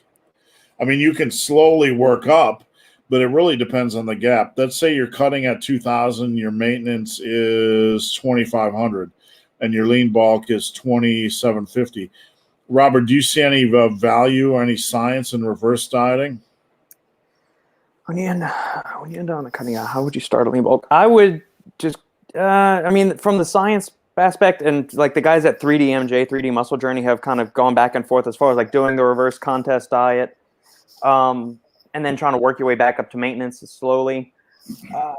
But I mean, you got to understand they're coming from levels of like superhuman leanness where people are getting down to like 2, 3, 4% body fat. And in that case, that you are at such extreme levels that you just need to start getting calories into the body no matter what. I would say it depends on how aggressive the cut is. Like if you're only 300 calories below maintenance for your cut, I would spend a week or 2 at maintenance and then transition to the lean bulk after that. So say you are cutting at 2,200 calories and your maintenance is 2,500. End your cut at the 2,200 mark. Spend 2 weeks just at 2,500 just to give yourself, just like a mental break from the grind of dieting and not have to be so meticulous with your tracking. And then transition up to 2,750, 2,800 calories 2 weeks after that, or the next week after your 2 weeks of maintenance is over, and just start going up that way. Yeah, I touched on this earlier, but I'm not a big fan of extending cuts. They're hard enough. Yeah. And if you're in a cutting diet and you get to where you want to go with the sole purpose of turning the corner and doing a lean bulk, I would probably just go at maintenance for a week. This is what I generally do with my clients, have them go to maintenance for a week, just to kind of not because it's voodoo or magic, but what I want to do is get them mentally in the place where they understand what their maintenance food is before they start adding a little bit to that. Right. If that makes sense. All right, what do we got here? Any suggestions on speeding up recovery of joints and tendons? My muscles are fully recovered, but my joints and tendons always feel beat up. I think it would be a good idea to start by looking at your program to make sure you're not overworking movement patterns or doing anything foolish. But beyond that, Robert, any? Yeah, I mean, that's like if you're experiencing a lot of tendon and joint pain from workout to workout, that leads me to believe something's wrong with the programming or your exercise execution, possibly. And that's just the nature of the human body. There's less blood flow to the joints and tendons compared to muscle tissue, so they just by our nature and physiology, they recover slower. You can look into some anti-inflammatory stuff like some curcumin or turmeric, some tart cherry juice, paractin or Andrographis paniculata extracts, those kind of things. Collagen, maybe something else. Collagen peptides, 20 grams of that, or 40 milligrams of the UC2 collagen. Natural eggshell membrane is another joint supplement that you can look into. Yeah, I would look at that, or maybe consider changing up your training program. Instead of doing full body 3 times a week, maybe switch to an upper lower split, or possibly a bro split. Or join the Massive Iron Insider and let me look at your programming and break it down, and I'd be glad to help. But usually when you aren't doing anything unusual and you're getting unusual response from it, it's usually the first thing you want to look at is the program. All right, Leon, does the same weight on a shorter barbell feel heavier to bench? No. Well, no. I mean, sometimes the thickness of the barbell, or the smoothness of the barbell can make it feel heavier or lighter to me. But that's I think, more of a mental thing. Your thoughts on the VersaGrips Extreme? I didn't even know there was a VersaGrips Extreme. I'll have to check that out. Maybe come back next week. We're running a little bit short on time, but I'll check that out. I have not looked at Extreme. The VersaGrip Pros that I use, that I recommend, have a longer pad. They're easier to lock in, and mine are, I keep saying they're 10 years old, but I think they're 14 years old now. Your go-to focus pre-workout when needed. I don't use a pre-workout right now anymore, just because I'm running, and I'm just kind of old and getting the zone. Robert, do you have a go-to when it comes to focus? Yeah, I mean, it kind of depends. Like, so leg days, I don't like a super high caffeinated pre-workout. Upper body days, I like a little bit more caffeine in there. Typically, it's going to be something that has a lot of nootropics in it. So a few of my favorite, like, focus-centric pre-workouts, Jacked Factory Cognisurge. It's lower caffeine, but it's super loaded with nootropics. Apollo Nutrition Assassin is super high stim. That'll be good for like an upper body day. I wouldn't recommend that on leg day at all. What else? Hypermax by Performax Labs is great. And Inspired Nutraceuticals Devastate of the Union for a stim one, or for their non-stim, look up FSU, which is their non-stim pump formula that has a ton of nootropics in it.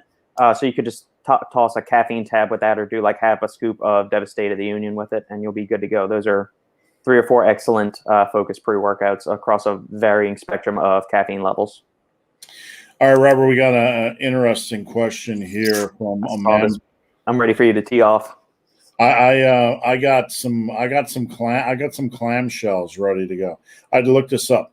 How important is glute activation? I need to do 100 reps of clamshells in order to feel my glutes activate and establish a mind-muscle connection. All right, we're going to do a little course. We're going to educate people in what a clamshell is. We have Miss Clamshell here. I'm just saying that facetiously because I don't know what her name is. We're going to pull this off, and we're going to watch Miss Clamshell do a clamshell so we can all understand what it is. There's my thigh angle.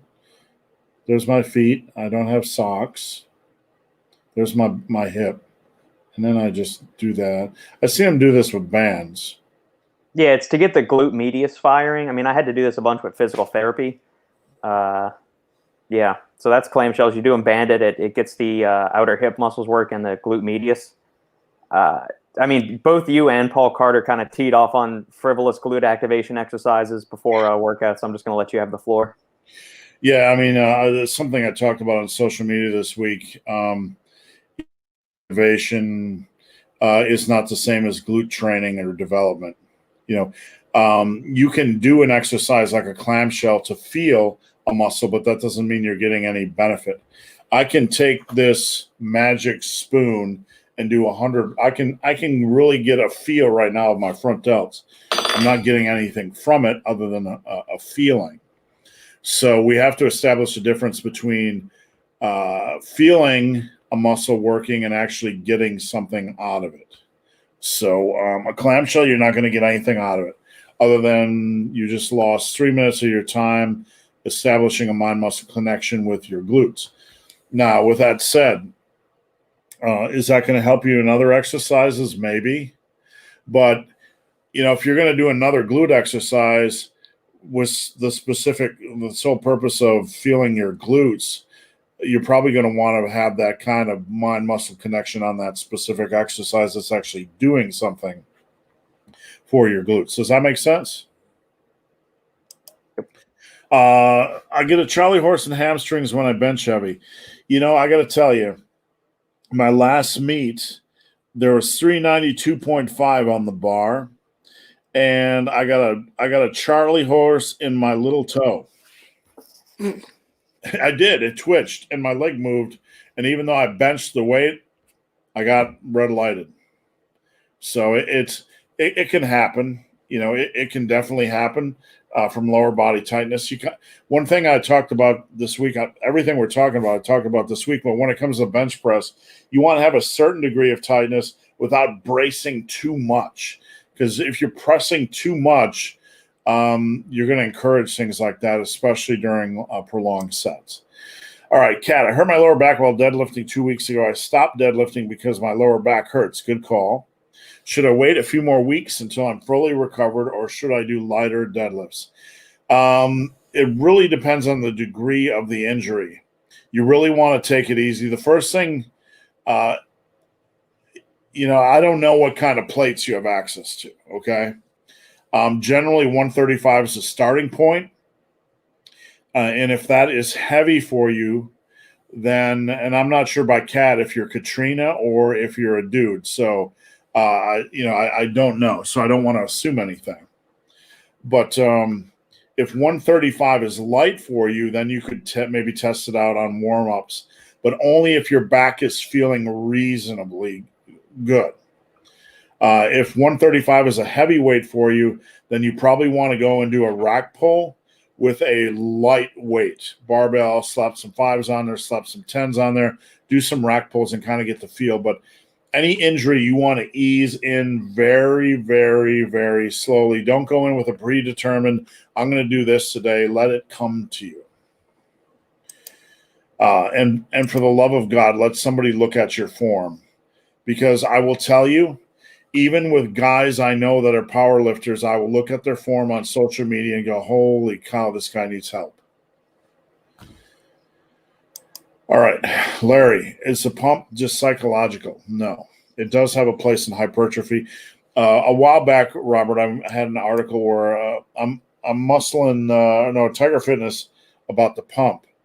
It was only based on one study, but there was an indication that it does help hypertrophy to a degree. And I always liken it to not being the icing on the cake, but the sprinkles on the icing on the cake. So, Robert, what are your thoughts? Yeah, I would agree. When you get the pump, it causes the cell to expand, and what that happens is the cell perceives that as a threat to its survival. So what it does is it ramps up protein synthesis to batten down the hatches and fortify the edges of the cell.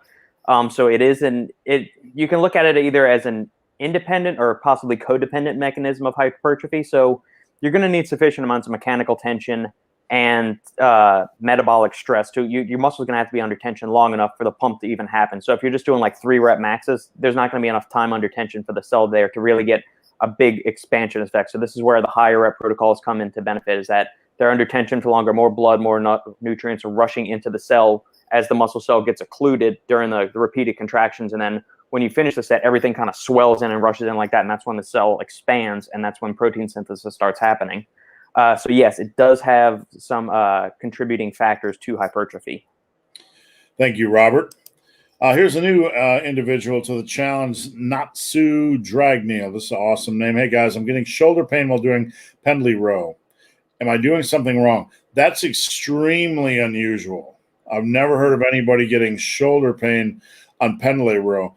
I wouldn't necessarily say you're doing anything wrong. You could be trying to row it high up on your chest and putting your shoulders in an awkward leverage angle.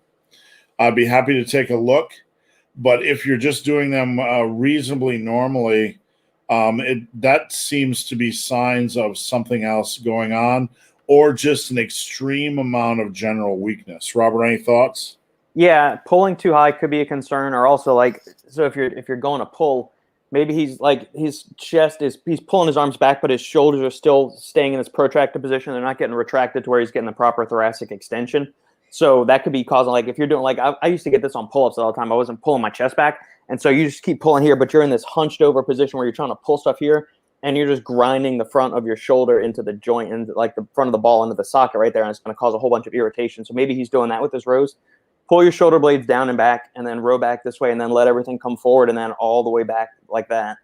That may help with the shoulder pain, but with, we need to be able to see your exercise form to see if that's the case or not. Yeah, you can send it to me on email, benthebarman@gmail.com, or slide in my DM on Instagram @benthebarman. Let's see, Lindsay, is lifting 3 days a week better for most people? In a perfect world, here's my opinion. If you're going to do a body part split, a 4-day split is better. I hate push-pull legs. You're trying to cram too much into the push day. So if you're going to do a body part split, I think 4 days a week, because you get the recovery benefits of not training each muscle group multiple times a week. I think 4 days a week is better for a body part split. For frequency training, ultimately, I think every other day. If you go down to 3 days a week, that's fine. 3 days a week, 3.5 days a week. I think that's optimal. It's a good pace of work, rest, work, rest, work, rest. So what do you think, Robert? Yeah, I'd agree with you, Steve. How do I join the Massive Iron Insider? You head over to the website above my head, superlivingtoday.com. And why don't I pull it up while we're spieling? Let's see, www. .stevesmom.com. Yeah, what do we got here? Superlivingtoday.com. Boom. Okay, we got it up. Share screen. Sexy people. You go over to the website, and there's actually a tab up here that says Insider. You click on that. You can also see access to the forum as well. And once you sign up, I'll give you access to the app. And I'll tell you, the Insider, you get out of it what you put into it. I'm there to help every single day, even on weekends. We're making all kinds of gains. All right, we are done. Thank you guys for joining us. Thank you, Robert, for tuning in for another short notice. For those of you guys that were unaware, I am dealing with food poisoning or some kind of stomach bug, and I've been up since 3, and I feel like crap. And I told Robert I wasn't doing the live, and then 15 minutes before, I'm like, I'm just going to go for it and see if I vomit. So I appreciate you tuning in at the last minute, Robert. Hell yeah, man. I missed last week because I was driving back from Georgia. I wasn't going to miss it this week. So come hell or high water, you could have told me 30 seconds before we were going live. And I've always got my Fridays blocked off for this. I look forward to it every week. And thank you so much for always having me on here, my friend. So, Robert, it's an honor to have you. And I hope people, will take time to listen to the information that we put out. I mean, I think one thing I'm proud of with the videos is we put out a lot of good information, and we screw around sometimes, and I get silly and rampage or whatever. But I think this is a really, really good vehicle for quality information. And, one day when I'm not on this earth, people can look back at these lives and just pull just gems and gems and gems out of this information. So I appreciate you being a major part of that, Robert. My pleasure, Steve. My pleasure, sir. So, what is going on this weekend down in Tejas? Sandy's working late tonight. Tomorrow we've got our upper body workout training session to get in. We'll hang out with the halfling and do that in the morning time. We'll train about 11 o'clock. I've got the Final Scoop podcast to record at 1 p.m. Central. So everybody that's on the live feed right now or catching this on replay, every Saturday, 1 p.m. Central on the Supplement Engineer YouTube channel. Live Final Scoop podcast where we field all questions, kind of like what we do here today, Steve. It's a little bit more supplement specific, but we get oddball questions, training stuff, diet stuff, favorite movies, things like that. After that, we're going to meet one of Sandy's teacher friends at Iron Wolf Distillery in Spicewood for some delicious cocktails and some shenanigans out there. And then Sunday is work, hang out with the halfling, do some reading, and enjoy life. Well, have fun, Robert. I'm supposed to be doing a long run tomorrow, but the way I feel right now, the only thing I'll be running is to the bathroom. So we'll see. But I watch your Saturday morning podcast. The final is that what it's called, the Final Scoop? Yep. I watch it I'm in my office every Saturday, and I'm watching it for at least an hour. When I'm lucky enough, YouTube allows me to comment, but I tune in. So I would highly encourage you guys, if you have any interest in supplementation, the amount of questions you get in the Massive Iron Insider Forum, there's a lot of it. You should check out Robert's YouTube, The Supplement Engineer. And if not, we'll banish you to the 7th layer of something. All right, Robert, thanks again, and we'll see you next week. All right, Steve. Bye. Bye.